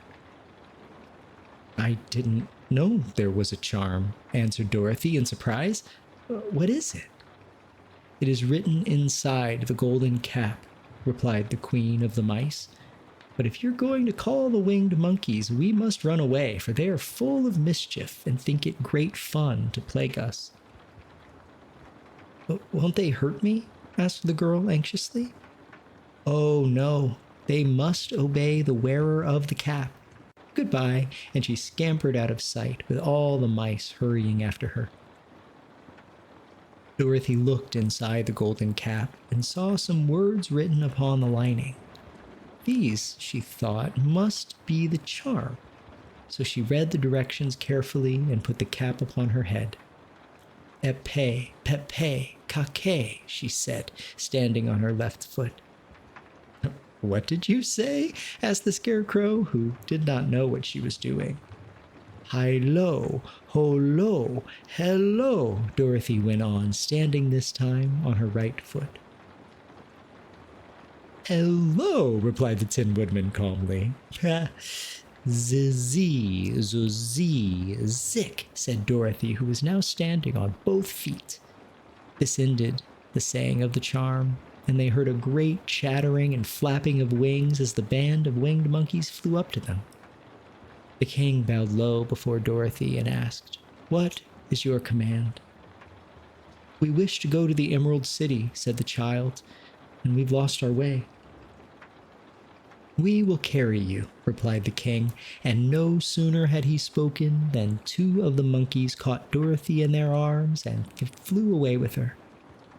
Others took the Scarecrow and the Woodman and the Lion, and one little monkey seized Toto and flew after them, although the dog tried hard to bite him. The Scarecrow and the Tin Woodman were rather frightened at first, for they remembered how badly the winged monkeys had treated them before, but they saw that no harm was intended, so they rode through the air quite cheerfully and had a fine time looking at the pretty gardens and woods far below them. Dorothy found herself riding easily between two of the biggest monkeys, one of them the king himself.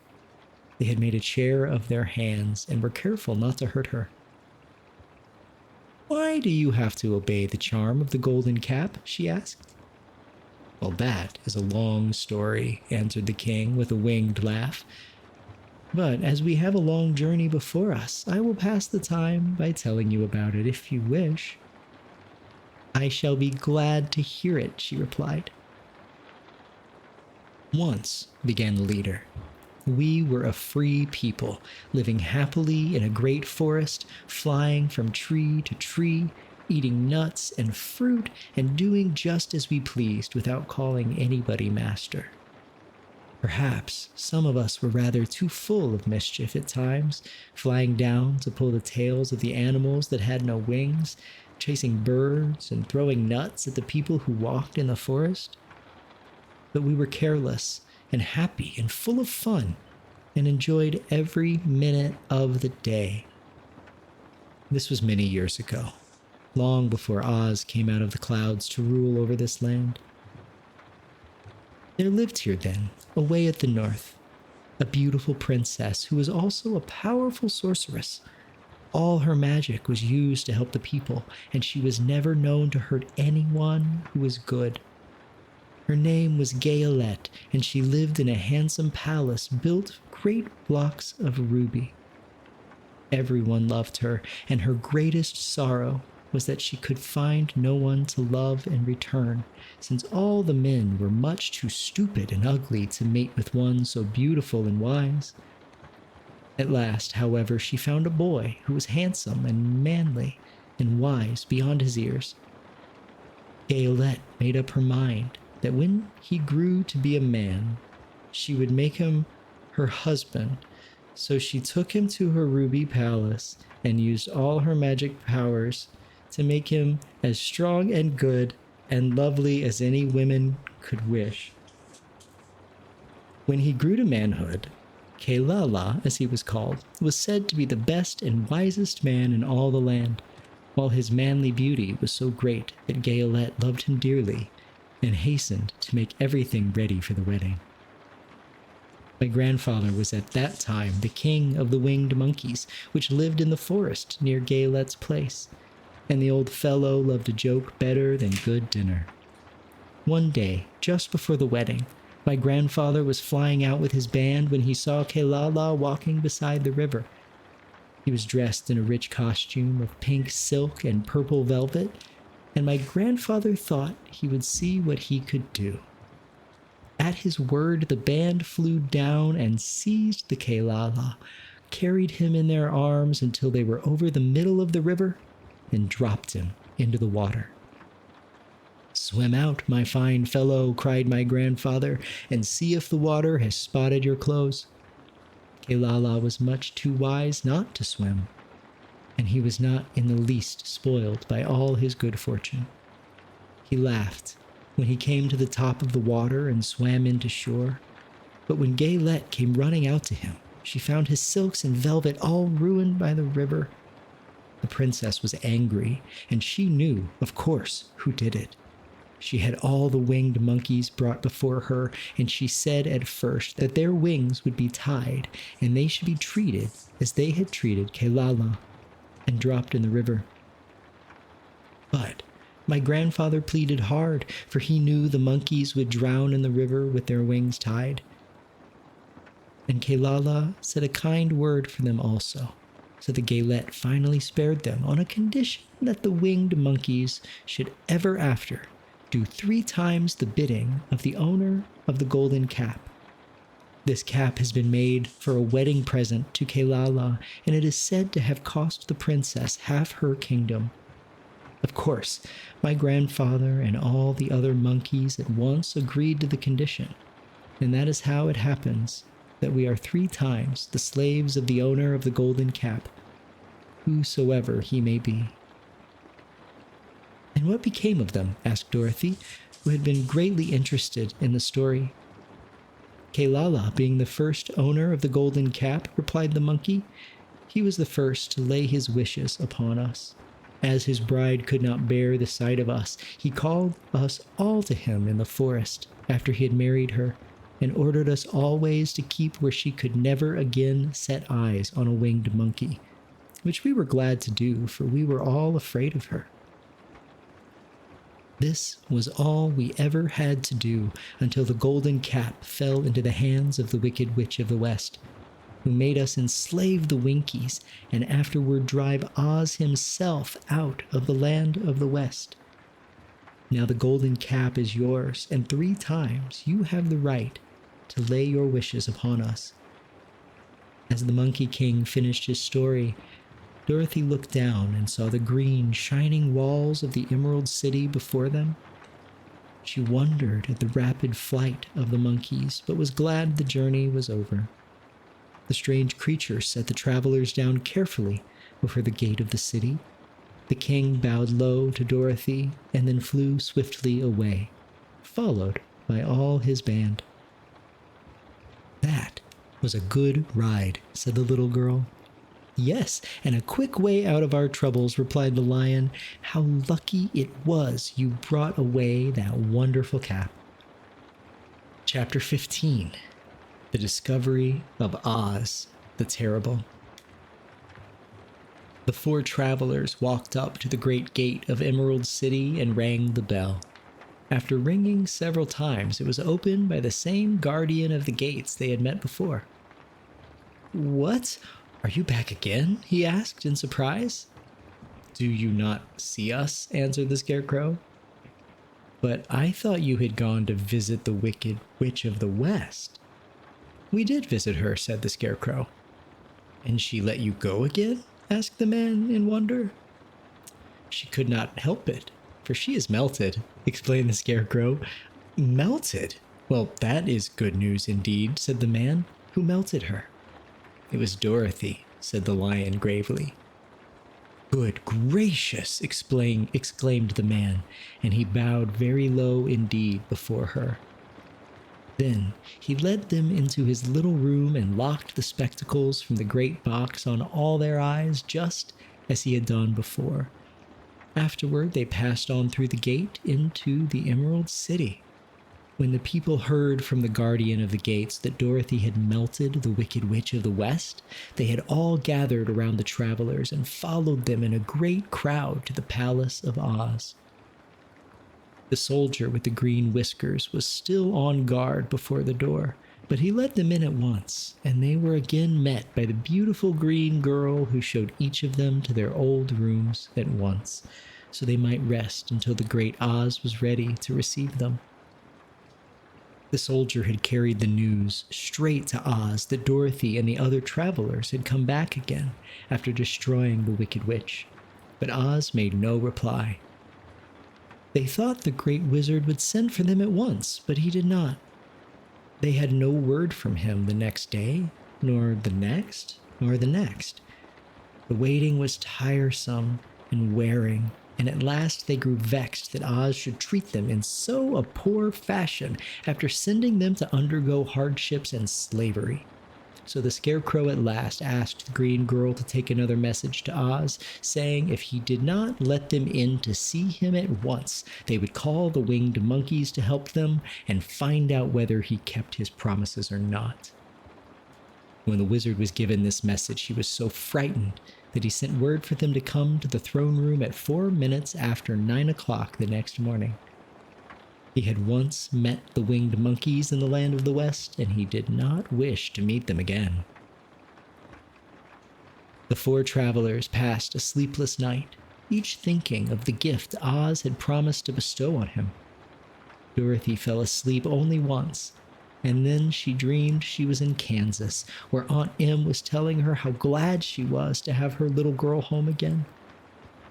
Promptly at 9 o'clock the next morning, the green-whiskered soldier came to them, and 4 minutes later, they all went into the throne room of the great Oz. Of course, each one of them expected to see the wizard in the shape he had taken before, and all were greatly surprised when they looked about and saw no one at all in the room.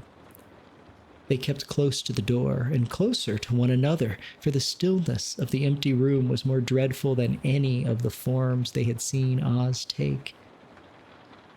Presently, they heard a solemn voice that seemed to come from somewhere near the top of the great dome, and it said, "I am Oz, the great and terrible.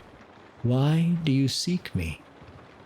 They looked again in every part of the room, and then, seeing no one, Dorothy asked, "Where are you?" "I am everywhere," answered the voice, "but to the eyes of common mortals I am invisible. I will now seat myself upon my throne that you may converse with me." Indeed, the voice seemed just then to come straight from the throne itself, so they walked toward it and stood in a row while Dorothy said, "We have come to claim our promise, O Oz." "What promise?" asked Oz. "You promised to send me back to Kansas when the Wicked Witch was destroyed," said the girl, "and you promised to give me brains. And you promised to give me a heart," said the Tin Woodman. "And you promised to give me courage," said the Cowardly Lion. "Is the Wicked Witch really destroyed?" asked the voice, and Dorothy thought it trembled a little. "Yes," she answered. "I melted her with a bucket of water." Dear me, said the voice. How sudden. Well, come to me tomorrow, for I must have time to think it over. You've had plenty of time already, said the Tin Woodman angrily. We shan't wait a day longer, said the Scarecrow. You must keep your promises to us, exclaimed Dorothy. The lion thought it might be well to frighten the wizard, so he gave a large, loud roar, which was so fierce and dreadful that Toto jumped away from him in alarm and tipped over the screen that stood in the corner. As it fell with a crash, they looked that way, and the next moment all of them were filled with wonder, for they saw, standing in just the spot the screen had hidden, a little old man with a bald head and a wrinkled face, who seemed to be as much surprised as they were. The Tin Woodman, raising his axe, rushed toward the little man and cried out, "Who are you?" "I am Oz, the Great and Terrible," said the little man in a trembling voice. "But don't strike me, please don't, and I'll do anything you want me to." Our friends looked at him in surprise and dismay. "I thought Oz was a great head," said Dorothy. "And I thought Oz was a lovely lady," said the Scarecrow. "And I thought Oz was a terrible beast," said the Tin Woodman. "And I thought Oz was a ball of fire," exclaimed the lion. "No, you are all wrong," said the little man meekly. "I've been making believe." "Making believe?" cried Dorothy. "Are you not a great wizard?"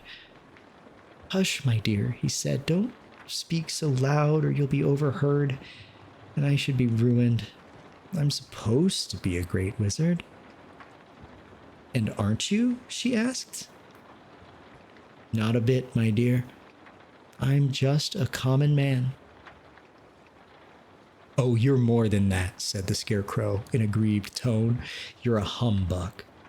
"Exactly so," declared the little man, rubbing his hands together as it pleased him. "I am a humbug."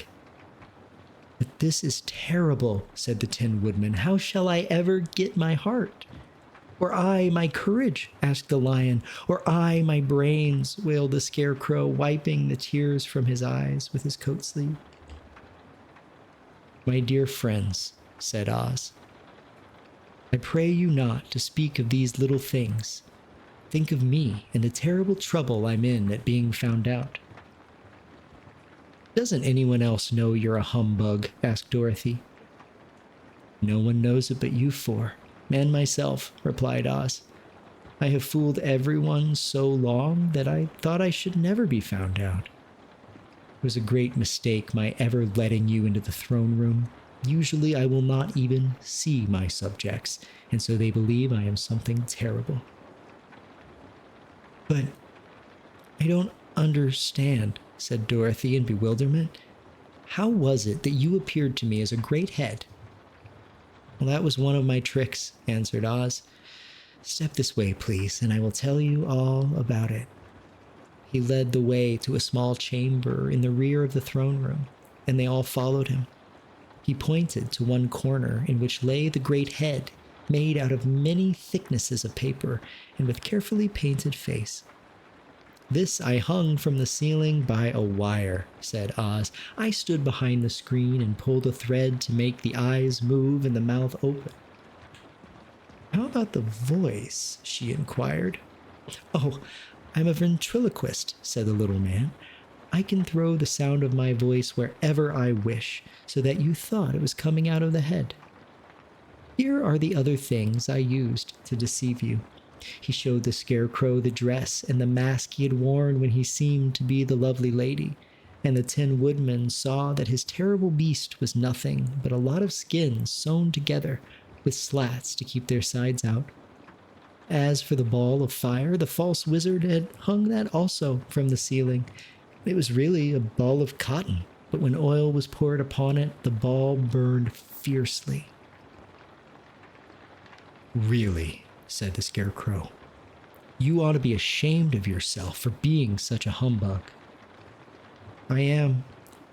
I certainly am," answered the little man sorrowfully. "But it was the only thing I could do." Sit down, please. There are plenty of chairs, and I will tell you my story. So they sat down and listened while he told the following tale. I was born in Omaha. Why, that isn't very far from Kansas.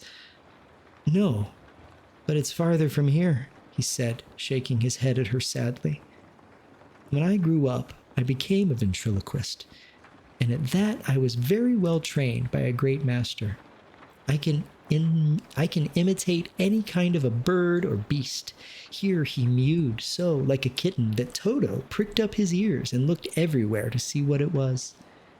After a time, continued Oz, I tired of all that and became a balloonist. What is that? Asked Dorothy. A man who goes up in a balloon on circus day so as to draw a crowd of people together and get them to pay to see the circus, he explained. Oh, she said, I know. Well, one day I went up in a balloon and the ropes got twisted so that I couldn't come back down again. It went way above the clouds so far that a current of air struck it and carried it many, many miles away. For a day and night I traveled through the air, and on the morning of the second day I awoke and found the balloon floating over a strange and beautiful country. It came down gradually, and I was not hurt a bit, but I found myself in the midst of a strange people who, seeing me come from the clouds, thought I was a great wizard. Of course, I let them think so, because they were afraid of me, and I promised to do anything I'd wished them to. Just to amuse myself and keep the good people busy, I ordered them to build this city and my palace, and they did it all willingly and well. Then I thought, as the country was so green and beautiful, I would call it the Emerald City. And to make the name fit better, I put green spectacles on all of the people, so that everything they saw was green. But isn't everything here green? Asked Dorothy. No more than in any other city, replied Oz, but when you wear green spectacles, why, of course, everything you see looks green to you. The Emerald City was built a great many years ago, for I was a young man when the balloon brought me here, and I am a very old man now. But my people have worn green glasses on their eyes so long that most of them think it really is an Emerald City, and it certainly is a beautiful place, abounding in jewels and precious metals and every good thing that is needed to make one happy. I have been good to the people, and they like me. But ever since this palace was built, I have shut myself up and would not see any of them.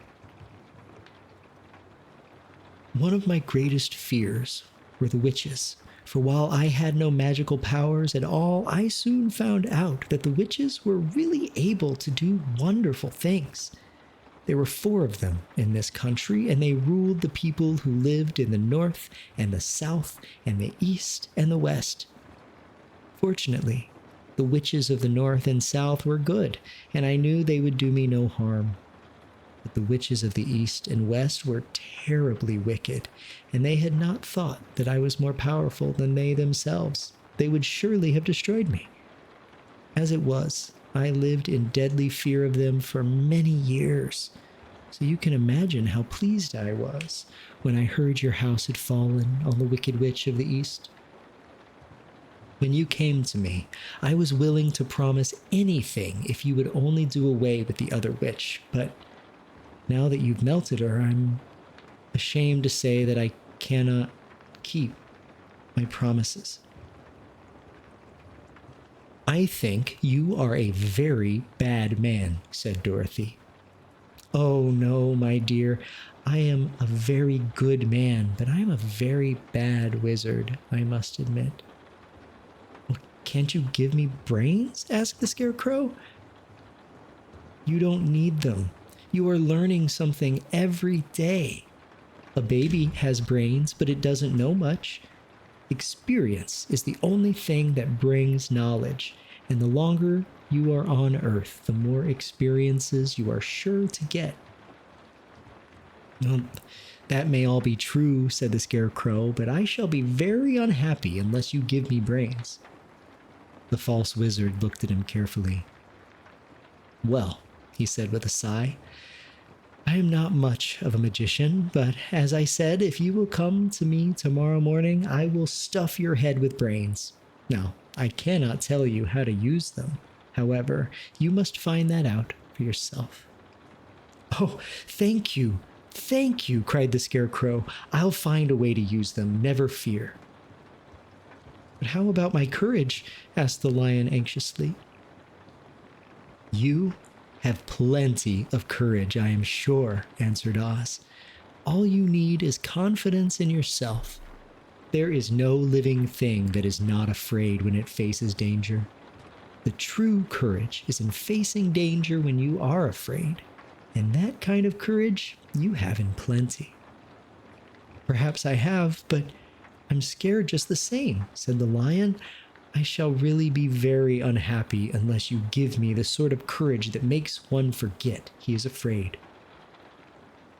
Very well, I will give you that sort of courage tomorrow, replied Oz. Well, how about my heart? Asked the Tin Woodman. Why, as for that, answered Oz, I think you are wrong to want a heart. It makes most people unhappy. If you only knew it, you are in luck not to have a heart. Well, that must be a matter of opinion, said the Tin Woodman. For my part, I will bear all the unhappiness without a murmur if you will just give me the heart. Very well, answered Oz meekly. Come to me tomorrow and you shall have a heart. I have played wizard for so many years that I may as well continue the part a little longer. And now, said Dorothy, how am I to get back to Kansas? We shall have to think about that, replied the little man.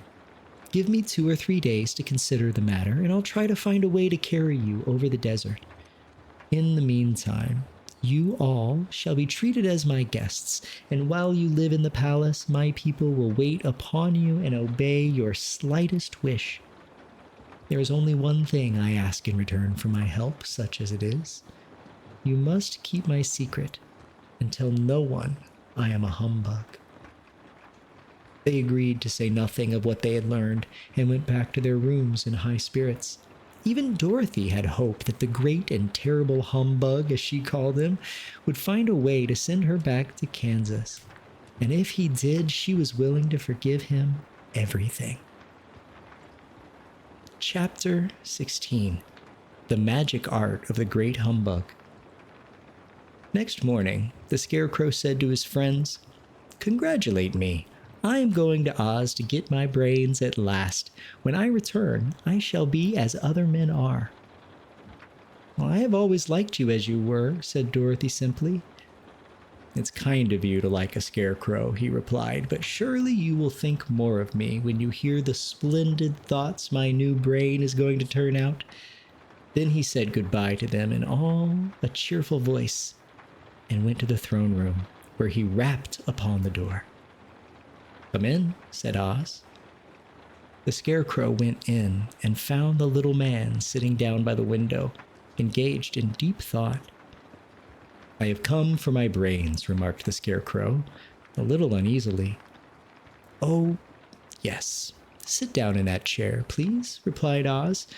You must excuse me for taking your head off, but I shall have to do it in order to put your brains in their proper place. That's all right, said the Scarecrow. You are quite welcome to take my head off, as long as it will be a better one when you put it on again. So the wizard unfastened his head and emptied out the straw. Then he entered the back room and took up a measure of bran, which he mixed with a great many pins and needles. Having shaken them up together thoroughly, he filled the top of the Scarecrow's head with the mixture and stuffed the rest of the space with straw to hold it in place.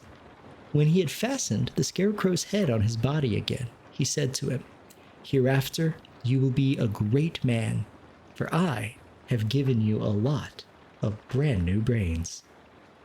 The Scarecrow was both pleased and proud at the fulfillment of his greatest wish. and having thanked Oz warmly, he went back to his friends. Dorothy looked at him curiously. His head was quite bulged out the top with brains. "How do you feel?" she asked. "I feel wise indeed," he answered earnestly. "When I get used to my brains, I shall know everything." "Why are those needles and pins sticking out of your head?" asked the Tin Woodman. "Well, that is proof that he is sharp," remarked the Lion. "Well, I must go to Oz and get my heart," said the Tin Woodman. So he walked to the throne room and knocked at the door. "Come in," called Oz, and the Woodman entered and said, "I have come for my heart." "Very well," answered the little man, "but I shall have to cut a hole in your breast so I could put your heart in the right place. I hope it won't hurt you." "Oh, no," answered the Woodman, "I shall not feel it at all." So Oz brought a pair of tinsmith's shears and cut a small square hole in the left side of the Tin Woodman's breast. Then, going to a chest of drawers, he took out a pretty heart, made entirely of silk and stuffed with sawdust. "Isn't it a beauty?" he asked. "It is indeed," replied the Tin Woodman, who was greatly pleased. "But is it a kind heart?" "Oh, very," answered Oz. He put the heart in the woodsman's breast and then replaced the square of tin, soldering it neatly together where it had been cut. "There," said he. "Now you have a heart that any man might be proud of. I'm sorry I had to put a patch on your breast, but it really couldn't be helped." "Never mind the patch," exclaimed the happy Woodman. "I am very grateful to you and shall never forget your kindness." "Don't speak of it," replied Oz. Then the Tin Woodman went back to his friends, who wished him every joy on account of his good fortune. The Lion now walked to the throne room and knocked at the door.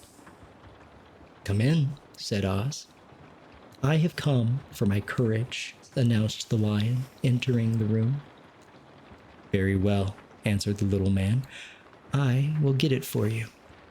So he went to a cupboard and, reaching up to a high shelf, took down a square green bottle, the contents of which he poured into a green gold dish beautifully carved. Placing this before the Cowardly Lion, who sniffed at it as if he did not like it, the wizard said, "Drink." "What is it?" asked the Lion. "Well," answered Oz, "if it were inside of you, it would be courage. You know, of course, that courage is always inside one, so this really cannot be called courage until you have swallowed it. Therefore, I advise you to drink it as soon as possible." The Lion hesitated no longer, but drank till the dish was empty. "How do you feel now?" asked Oz. "Full of courage," replied the Lion, who went joyfully back to his friends to tell them of his good fortune. Oz, left to himself, smiled to think of success in giving the Scarecrow and the Tin Woodman and the Lion exactly what they thought they wanted. "How can I help being a humbug," he said, "when all these people make me do things that everybody knows can't be done?" It was easy to make a Scarecrow and the Lion and the Woodman happy because they imagined I could do anything. But it will take more than imagination to carry Dorothy back to Kansas. And I'm sure I don't know how it can be done. Chapter 17. How the Balloon Was Launched. For 3 days, Dorothy heard nothing from Oz. These were sad days for the little girl, although her friends were all quite happy and contented. The Scarecrow told them that there were wonderful thoughts in his head, but he would not say what they were because he knew no one could understand them but himself. When the Tin Woodman walked about, he felt his heart rattling around in his breast, and he told Dorothy he had discovered it to be a kinder and more tender heart than the one he had owned when he was made of flesh. The Lion declared that he was afraid of nothing on earth and would gladly face an army or a dozen of the fierce Kalidas. Thus, each of the little party was satisfied, except Dorothy, who longed more than ever to get back to Kansas. On the fourth day, to her great joy, Oz sent for her, and when she entered the throne room, he greeted her pleasantly. "Sit down, my dear. I think I have found the way to get you out of this country." "And back to Kansas?" she asked eagerly. "Well, I'm not sure about Kansas," said Oz, "for I haven't the faintest notion which way it lies. But the first thing to do is to cross the desert, and then it should be easy to find your way home." "Well, how can I cross the desert?" she inquired. "Well, I'll tell you what I think," said the little man. "You see, when I came to this country, it was in a balloon. You also came through the air being carried by a cyclone, so I believe the best way to get across the desert will be through the air. Now, it is quite beyond any powers to make a cyclone, but I've been thinking the matter over, and I believe I can make a balloon." "How?" asked Dorothy. "A balloon," said Oz, "is made of silk, which is coated with glue to keep the gas in it. I have plenty of silk in the palace, so it will be no trouble to make the balloon. But in all this country, there is no gas to fill the balloon with to make it float." "Well, if it won't float," remarked Dorothy, "it'll be no use to us." "True," answered Oz. "But there is another way to make it float, which is to fill it with hot air. Now, hot air isn't as good as gas, for if the air should get cold, the balloon would come down in the desert, and we should be lost." "We?" exclaimed the girl. "Are you going with me?" "Yes, of course," replied Oz. "I'm tired of being such a humbug. If I should go out of this palace, my people would soon discover I am not a wizard, and then they would be vexed with me for having deceived them. So I have to stay shut up in these rooms all day, and it gets tiresome. I'd much rather go back to Kansas with you and be in a circus again." "I shall be glad to have your company," said Dorothy. "Thank you," he answered. "Now, if you will help me sew the silk together, we will begin to work on our balloon." So Dorothy took a needle and thread, and as fast as Oz cut the strips of silk into proper shape, the girl sewed them neatly together. First, there was a strip of light green silk, then a strip of dark green silk, and then a strip of emerald green, for Oz had a fancy to make the balloon in different shades of the color about them. It took 3 days to sew all the strips together, but when it was finished, they had a big bag of green silk more than 20 feet long. Then, Oz painted it on the inside with a coat of thin glue to make it airtight, after which he announced the balloon was ready. "But we must have a basket to ride in," he said, so he sent the soldier with the green whiskers for a big clothes basket, which he fashioned with many ropes to the bottom of the balloon. When it was all ready, Oz sent the word to his people that he was going to make a visit to a great brother wizard who lived in the clouds. The news spread rapidly throughout the city, and everyone came to see the wonderful sight. Oz ordered the balloon carried out in front of the palace, and the people gazed upon it with much curiosity. The Tin Woodman had chopped a big pile of wood, and now he made a fire of it, and Oz held the bottom of the balloon over the fire so that the hot air rose from it would be caught in the silken bag.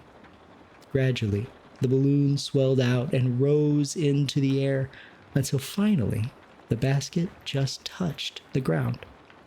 Then Oz got into the basket and said to all the people in a loud voice, "I am now going away to make a visit. While I am gone, the Scarecrow will rule over you. I command you to obey him as you would me." The balloon was by this time tugging hard at the rope that held it to the ground, for the air within it was hot, and this made it so much lighter in weight than the air without that it pulled hard to rise into the sky. "Come, Dorothy," cried the wizard, "hurry up, or the balloon will fly away." "But I can't find Toto anywhere," replied Dorothy, who did not wish to leave her little dog behind. Toto had run into the crowd to bark at a kitten, and Dorothy at last found him. She picked him up and ran toward the balloon. She was within a few steps of it, and Oz was holding out his hands to help her into the basket when crack went the ropes, and the balloon rose into the air without her. "Come back," she screamed. "I want to go too." "I can't come back, my dear," called Oz from the basket. "Goodbye."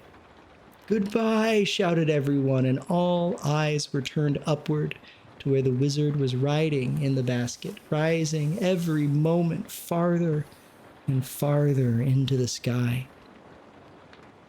And that was the last any of them ever saw of Oz, the wonderful wizard, though he may have reached Omaha safely and be there now for all we know.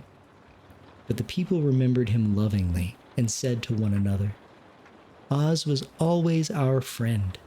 When he was here, he built for us this beautiful emerald city, and now he is gone, he has left the wise Scarecrow to rule over us." Still, for many days they grieved over the loss of the wonderful wizard and would not be comforted. Chapter 18. Away to the South. Dorothy wept bitterly at the passing of her hope to get to Kansas again. But when she thought it all over, she was glad she had not gone up in a balloon. She also felt sorry about losing Oz, and so did her companions.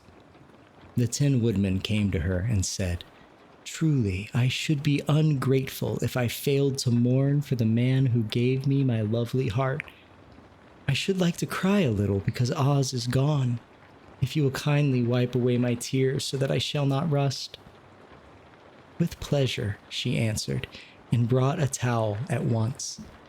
Then the Tin Woodman wept for several minutes, and she watched the tears carefully and wiped them away with the towel. When he had finished, he thanked her kindly and oiled himself thoroughly with his jeweled oil can to guard against mishap.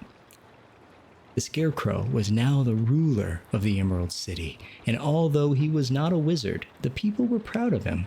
For, they said, there is not another city in all the world that is ruled by a stuffed man. And, so far as they knew, they were quite right.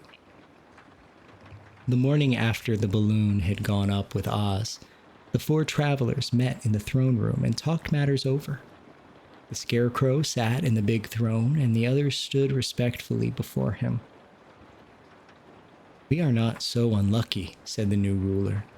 "For this palace and the Emerald City belong to us, and we can do just as we please. When I remember that a short time ago I was up on a pole in a farmer's cornfield, and that now I am the ruler of this beautiful city, I am quite satisfied with my lot." "I also," said the Tin Woodman, "am well pleased with my new heart, and really that was the only thing I wished for in all the world. Now, for my part, I am content in knowing I am as brave as any beast that had ever lived, if not braver," said the lion modestly.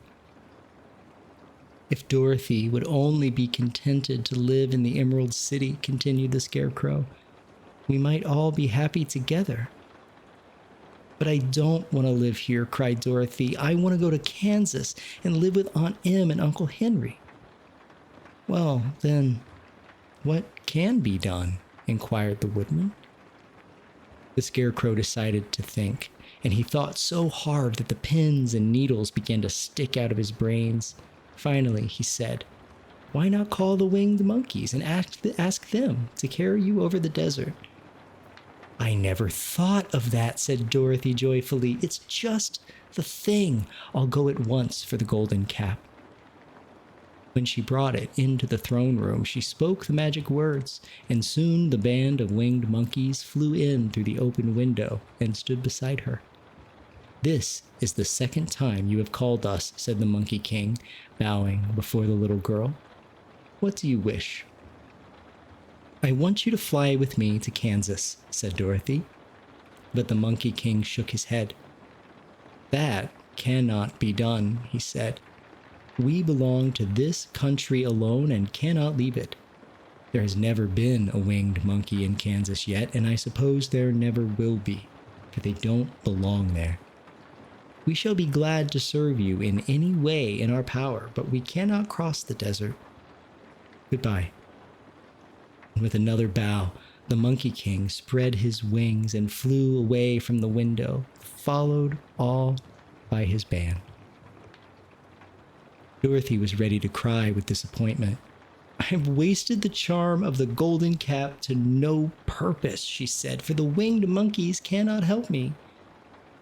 "It is certainly too bad," said the tender-hearted woodman. The Scarecrow was thinking again, and his head bulged out so horribly that Dorothy feared it would burst. "Let us call in the soldier with the green whiskers," he said, "and ask his advice." So the soldier was summoned and entered the throne room timidly, for while Oz was alive, he was never allowed to come further than the door.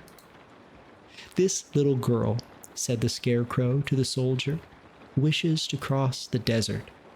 How can she do so?" "I cannot tell," answered the soldier, "for nobody has ever crossed the desert unless it is Oz himself." "Is there no one who can help me?" asked Dorothy earnestly. "Glenda might," he suggested. "Who's Glenda?" inquired the Scarecrow. "The Witch of the South. She's the most powerful of all the witches and rules over the Quadlings. Besides, her castle stands on the edge of the desert, so she may know a way to cross it." "Glenda is a good witch, isn't she?" asked the child. "The Quadlings think she's good," said the soldier, "and she is kind to everyone." "I have heard that Glenda is a beautiful woman who knows how to keep young in spite of the many years she has lived." "How can I get to her castle?" asked Dorothy. "The road is straight to the south," he answered, "but it is said to be full of dangers to travelers. There are wild beasts in the woods and a race of queer men who do not like strangers to cross their country. For this reason, none of the Quadlings ever come to the Emerald City." The soldier then left them, and the Scarecrow said, "It seems, in spite of dangers, that the best thing Dorothy can do is to travel to the land of the South and ask Glenda to help her. For, of course, if Dorothy stays here, she will never get back to Kansas." "You must have been thinking again," remarked the Tin Woodman. "I have," said the Scarecrow. "I shall go with Dorothy," declared the Lion, "for I am tired of your city and long for the woods and the country again. I am really a wild beast, you know. Besides, Dorothy will need someone to protect her." "That is true," agreed the Woodman.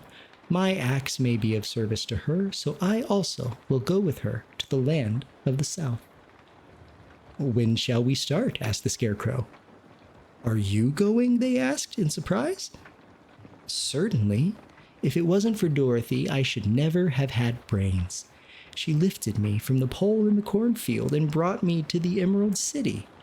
So my good luck is all due to her, and I shall never leave her until she starts back to Kansas for good and all." "Thank you," said Dorothy gratefully. "You are all very kind to me, but I should like to start this as soon as possible." "We shall go tomorrow morning," returned the Scarecrow. "So now let us all get ready, for it will be a long journey." Chapter 19. Attacked by the Fighting Trees. The next morning, Dorothy kissed the pretty green girl goodbye, and they all shook hands with the soldier with the green whiskers, who had walked with them as far as the gate. When the guardian of the gate saw them again, he wondered greatly that they could leave the beautiful city to get into new trouble. But he at once unlocked their spectacles, which he put back into the green box, and gave them many good wishes to carry with them. "You are now our ruler," he said to the Scarecrow, "so you must come back to us as soon as possible." "I certainly shall if I am able," the Scarecrow replied, "but I must help Dorothy to get home first." As Dorothy bade the good-natured guardian a last farewell, she said, I have been very kindly treated in your lovely city, and everyone has been good to me. I cannot tell you how grateful I am. Well, don't try, my dear. We should like to keep you with us, but if it is your wish to return to Kansas, I hope you will find a way. He then opened the gate of the outer wall, and they walked forth and started upon their journey. The sun shone brightly as our friends turned their faces toward the land of the South. They were all in the best of spirits and laughed and chatted together. Dorothy was once more filled with the hope of getting home, and the Scarecrow and Tin Woodman were glad to be of use to her. As for the lion, he sniffed the fresh air with delight and whisked his tail from side to side in pure joy at being in the country again, while Toto ran around them and chased the moths and butterflies, barking merrily all the time. "City life does not agree with me at all," remarked the lion as they walked along at a brisk pace. "I have lost much flesh since I lived there, and now I'm anxious for a chance to show the other beasts how courageous I have grown." They now turned and took a last look at the Emerald City. All they could see was a mass of towers and steeples behind the green walls, and high up above everything, the spires and dome of the Palace of Oz. "Oz was not such a bad wizard after all," said the Tin Woodman, as he felt his heart rattling around in his breast. "He knew how to give me brains, and very good brains too," said the Scarecrow. "If Oz had taken a dose of the same courage he gave me," added the lion, "he would have been a brave man." Dorothy said nothing. Oz had not kept the promise he made her, but he had done his best, so she forgave him. As he said, he was a good man, even if he was a bad wizard. The first day's journey was through the green fields and bright flowers that stretched about the Emerald City on every side. They slept that night on the grass with nothing but the stars over them, and they rested very well indeed. In the morning, they traveled on until they came to a thick wood. There was no way of going around it, for it seemed to extend to the right and left as far as they could see. And besides, they did not dare change the direction of their journey for fear of getting lost, so they looked for the place where it would be easiest to get into the forest. The Scarecrow, who was in the lead, finally discovered a big tree with such wide-spreading branches that there was room for the party to pass underneath. So he walked forward toward the tree, but just as he came under the first branches, they bent down and twined around him, and the next minute he was raised from the ground and flung headlong among his fellow travelers. This did not hurt the Scarecrow, but it surprised him, and he looked rather dizzy when Dorothy picked him up. "Here's another space between the trees," called the lion. "Let me try it first," said the Scarecrow, "for it doesn't hurt me to get thrown about." He walked up to another tree as he spoke, but its branches immediately seized him and tossed him back again. "This is strange," exclaimed Dorothy. "What shall we do?" "The trees seem to have made up their minds to fight us and stop our journey," remarked the lion. "I believe I will try it myself," said the woodman, and shouldering his axe, he marched up to the first tree that had handled the Scarecrow so roughly. When a big branch bent down to seize him, the woodman chopped at it so fiercely that he cut it in two. At once the tree began shaking all its branches as if in pain, and the Tin Woodman passed safely under it. "Come on," he shouted to the others, "be quick!"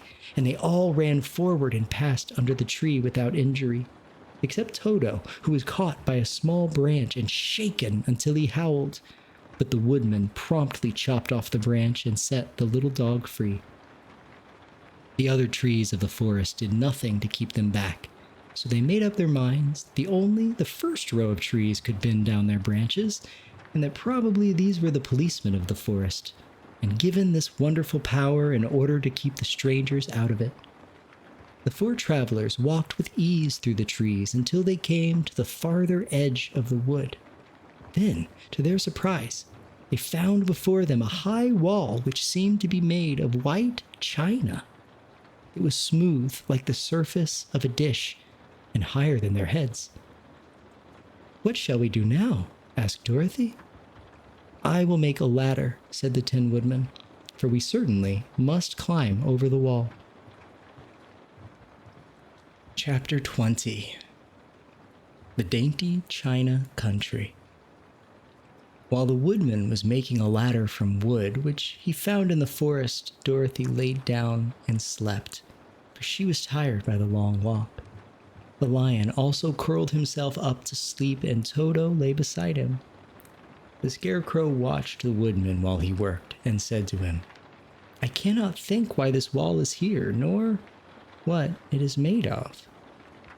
"Rest your brains and do not worry about the wall," replied the woodman. "When we have climbed over it, we shall know what is on the other side." After a time, the ladder was finished. It looked clumsy, but the Tin Woodman was sure it was strong and would answer their purpose. The Scarecrow waked Dorothy and the lion and Toto and told them that the ladder was ready. The Scarecrow climbed up the ladder first, but he was so awkward that Dorothy had to follow close behind and keep him from falling off. When he got his head over the top of the wall, the Scarecrow said, "Oh my!" "Go on," exclaimed Dorothy.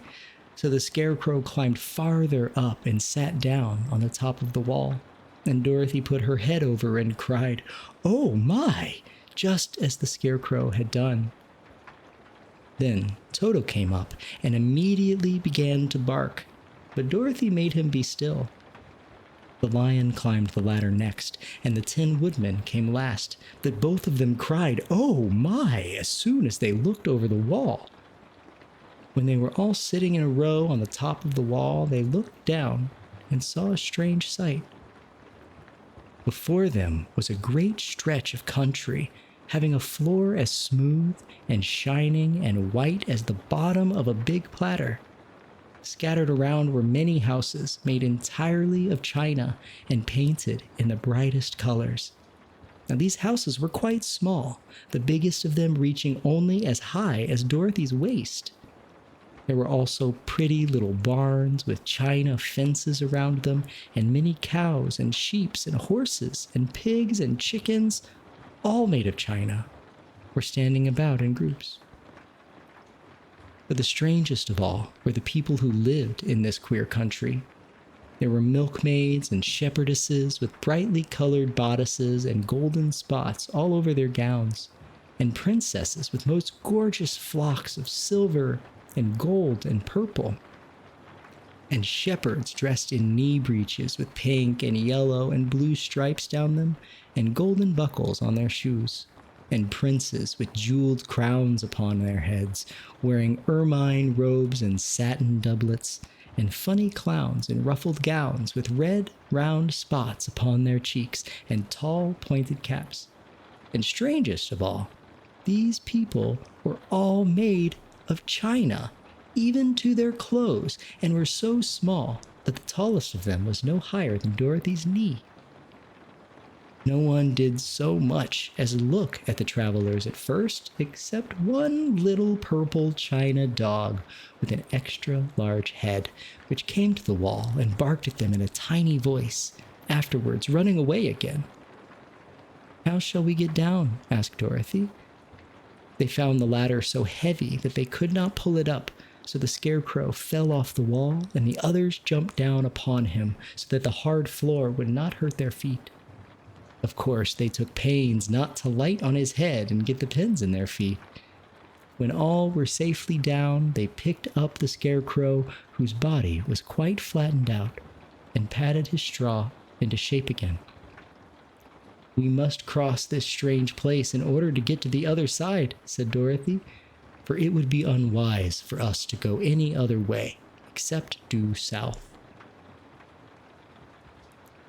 They began walking through the country of the China people, and at first thing they came to was a China milkmaid milking a China cow. As they grew near, the cow suddenly gave a kick and kicked over the stool, the pail, and even the milkmaid herself, and all fell on the china ground with a great clatter.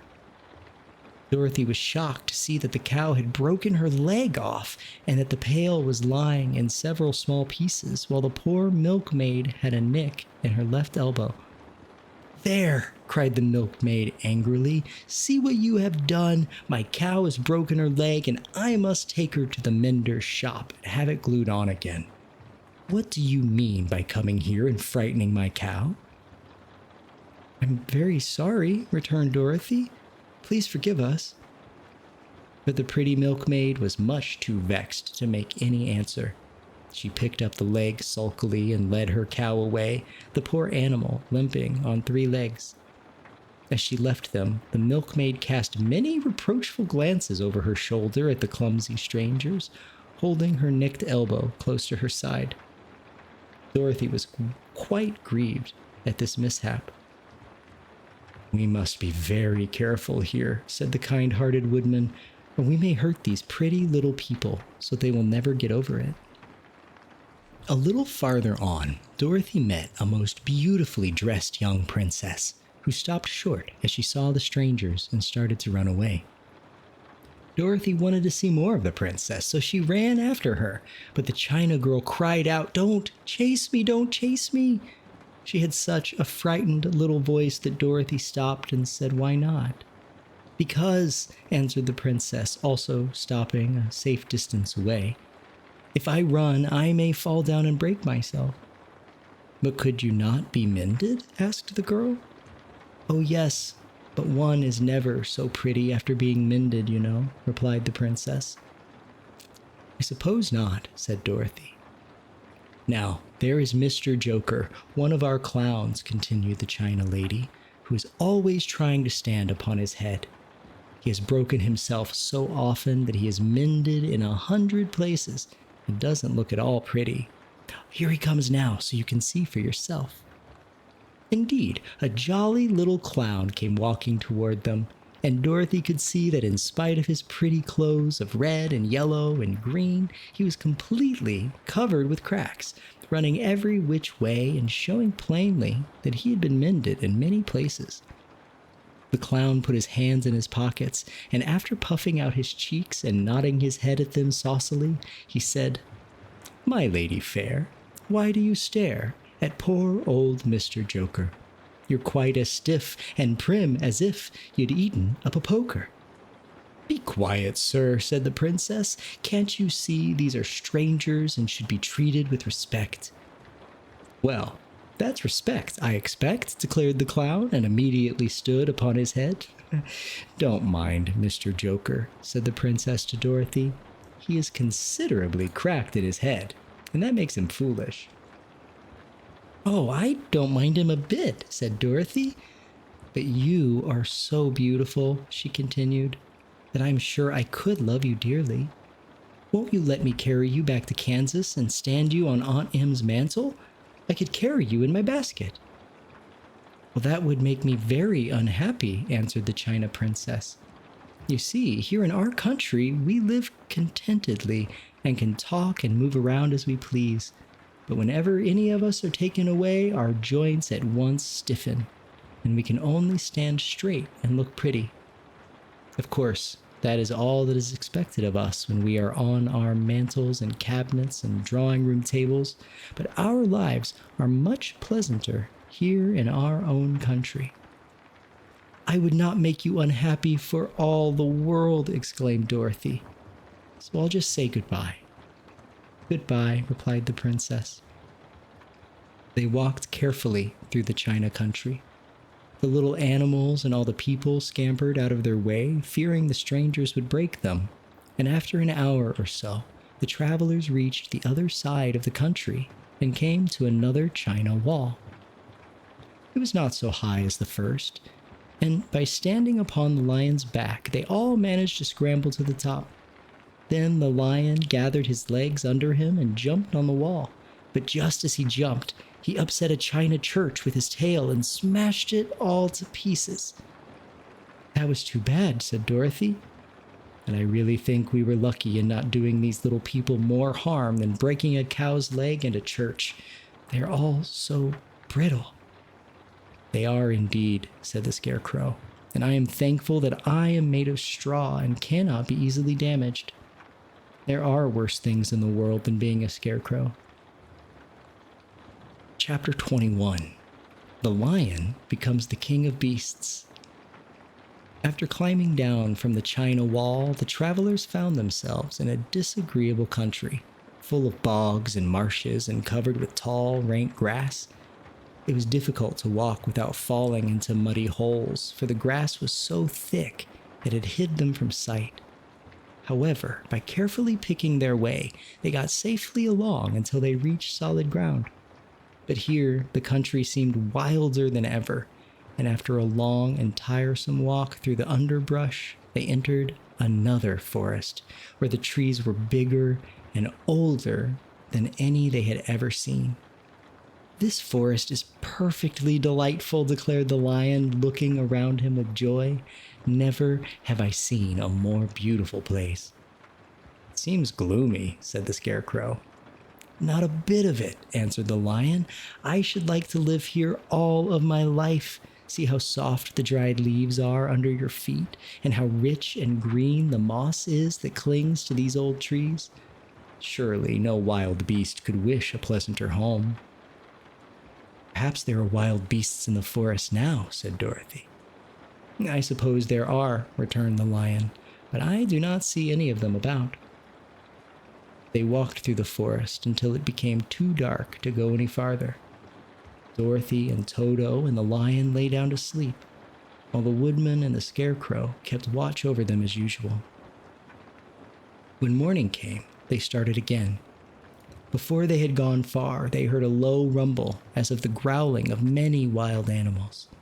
Toto whimpered a little, but none of the others was frightened, and they had kept along the well-trodden path until they came to an opening in the wood, in which they were gathered hundreds of beasts of every variety. There were tigers and elephants and bears, wolves and foxes, and all the others in the natural history, and for a moment, Dorothy was afraid. But the Lion explained that the animals were holding a meeting, and he judged by their snarling and growling that they were in great trouble. As he spoke, several of the beasts caught sight of him, and at once the great assemblage hushed itself as if by magic. The biggest of the tigers came up to the Lion and bowed, saying, "Welcome, O King of Beasts. You have come in good time to fight our enemy and bring peace to all the animals of the forest once more." "What is your trouble?" asked the Lion quietly.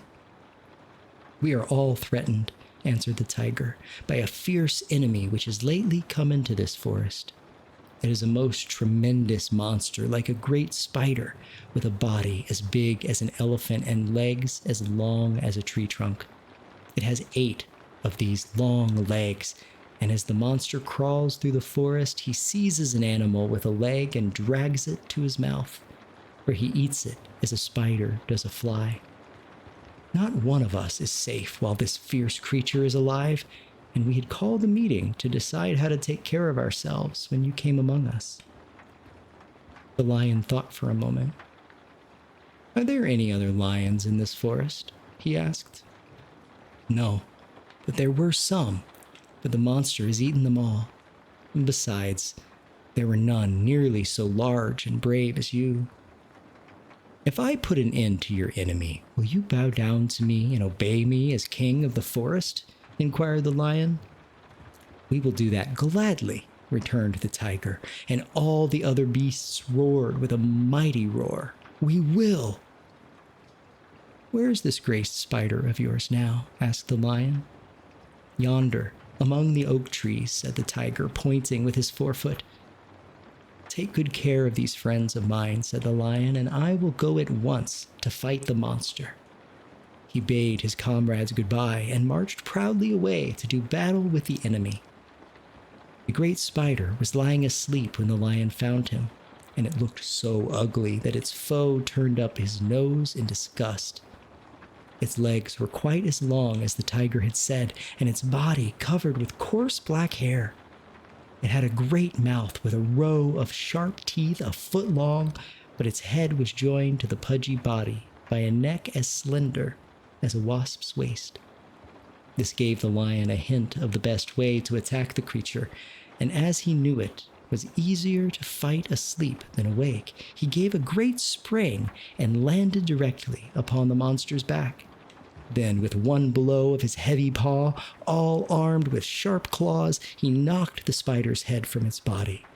Jumping down, he watched it until the long legs stopped wiggling, when he knew it was quite dead. The lion went back to the opening where the beasts of the forest were waiting for him and said proudly, "You need fear your enemy no longer." Then the beasts bowed down to the lion as their king, and he promised to come back and rule over them as soon as Dorothy was safely on her way to Kansas. Chapter 22. The Country of the Quadlings.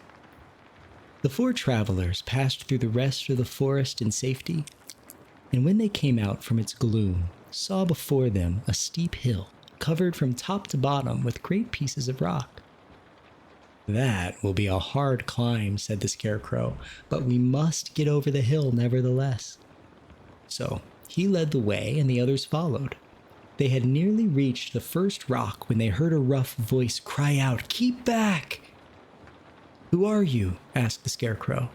Then a head showed itself over the rock, and the same voice said, "This hill belongs to us, and we don't allow anyone to cross it."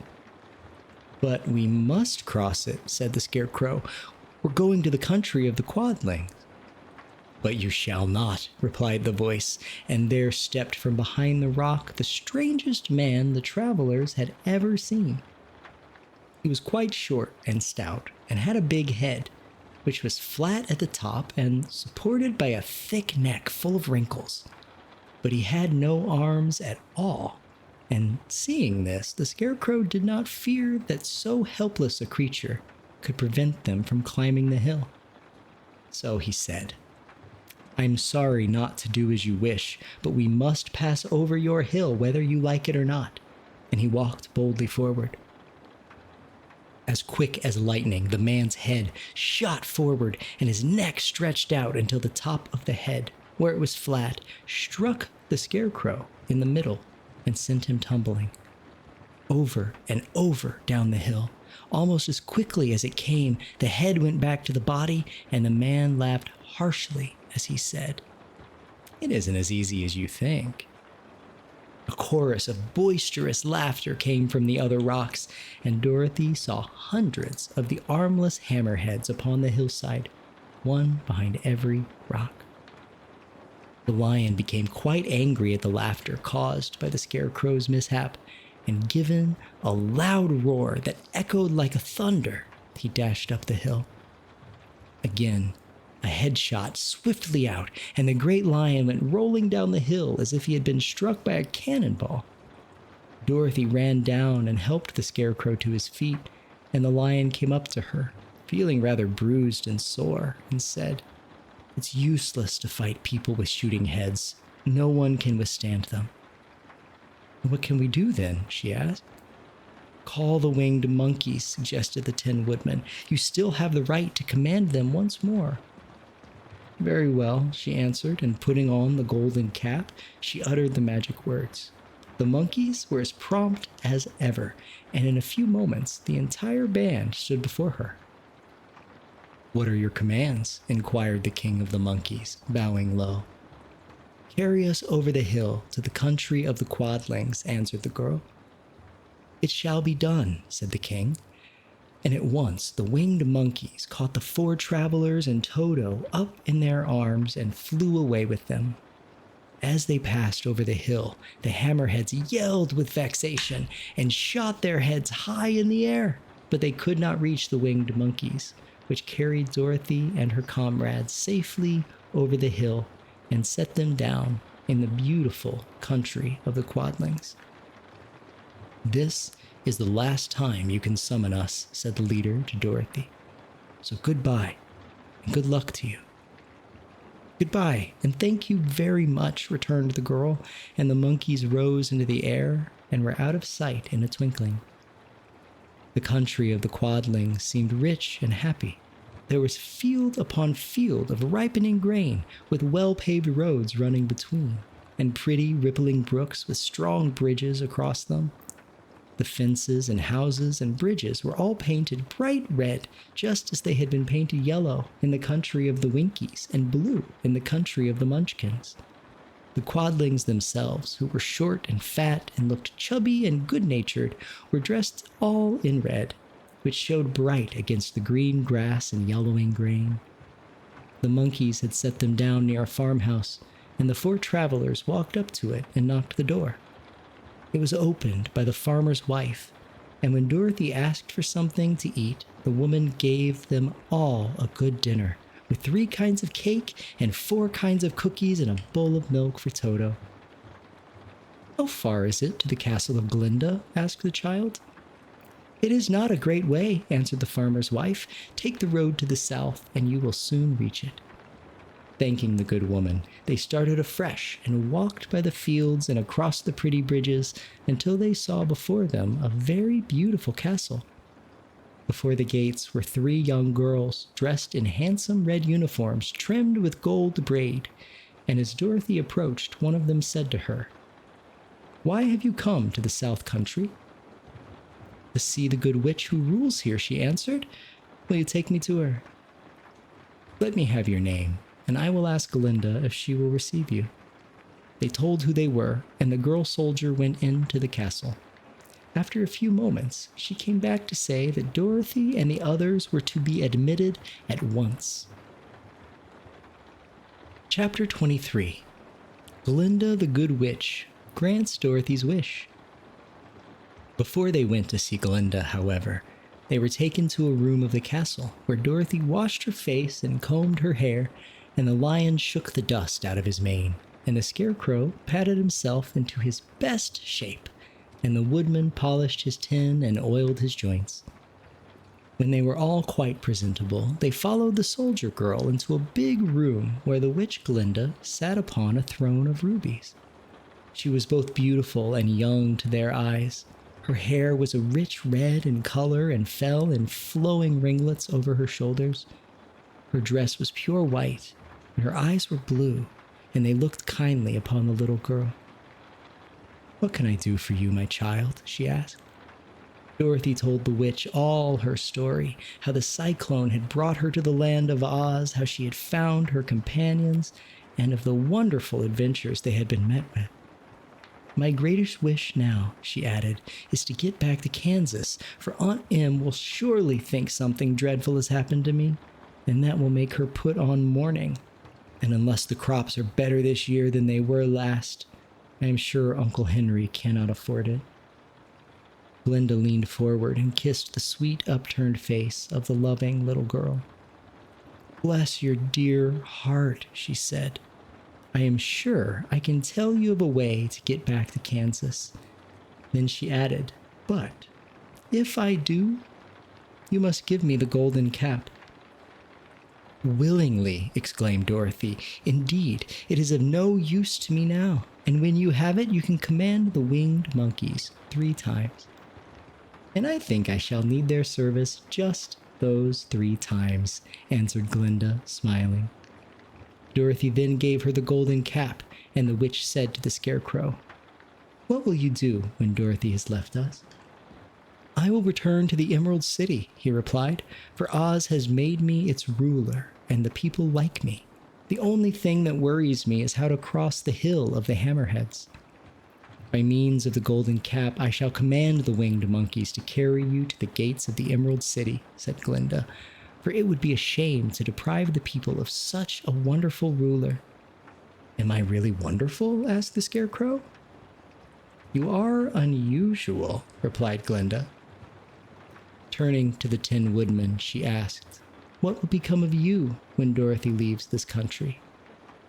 He leaned on his axe and thought a moment. Then he said, "The Winkies were very kind to me, and they wanted me to rule over them after the wicked witch died.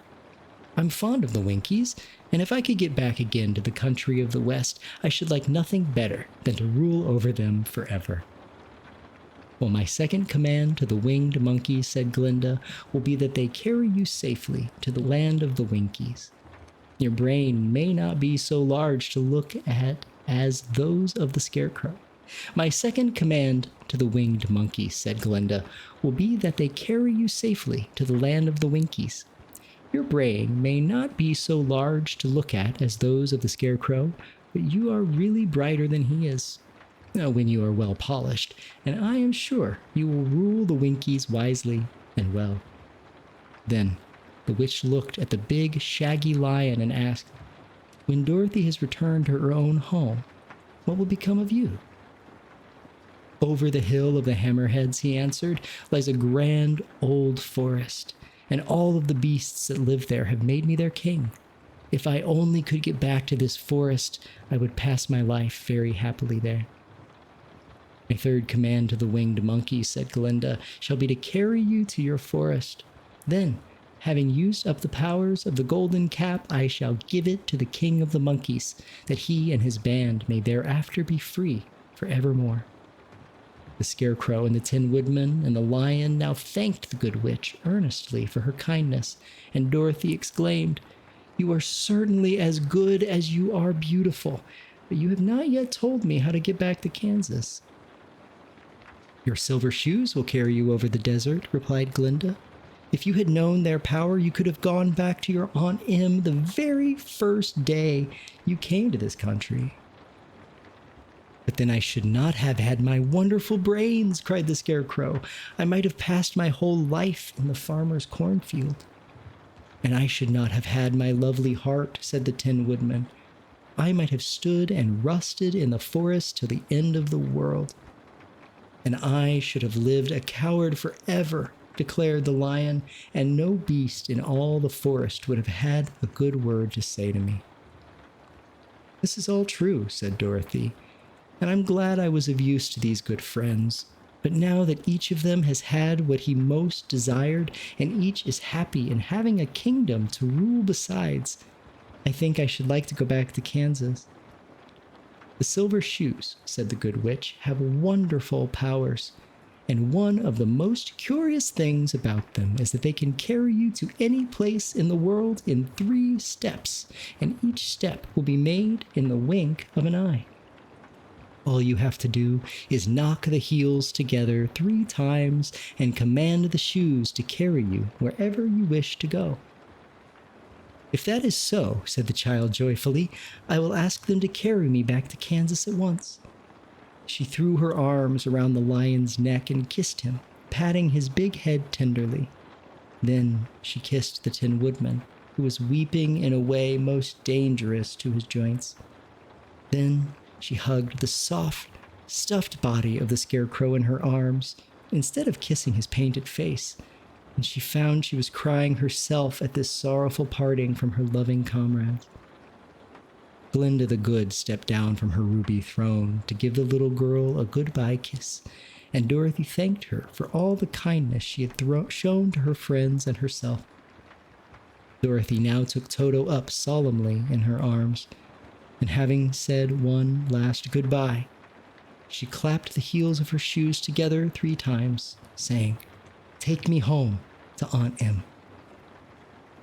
Instantly, she was whirling through the air so swiftly that all she could see or feel was the wind whistling past her ears. The silver shoes took but 3 steps, and then she stopped so suddenly that she rolled over upon the grass several times before she knew where she was. At length, however, she sat up and looked about her.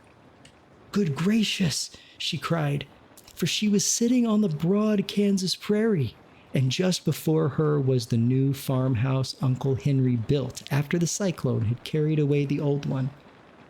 Uncle Henry was milking the cows in the barnyard, and Toto had jumped out of her arms and was running toward the barn, barking furiously. Dorothy stood up and found she was in her stocking feet, for the silver shoes had fallen off in her flight through the air and were lost forever in the desert. Chapter 24. Home Again. Aunt Em had just come out of the house to water the cabbages when she looked up and saw Dorothy running toward her. My darling child, she cried, folding the little girl in her arms and covering her face with kisses. Where in the world did you come from? From the land of Oz, said Dorothy gravely. And here's Toto, too. And oh, Aunt Em, I am so glad to be at home again.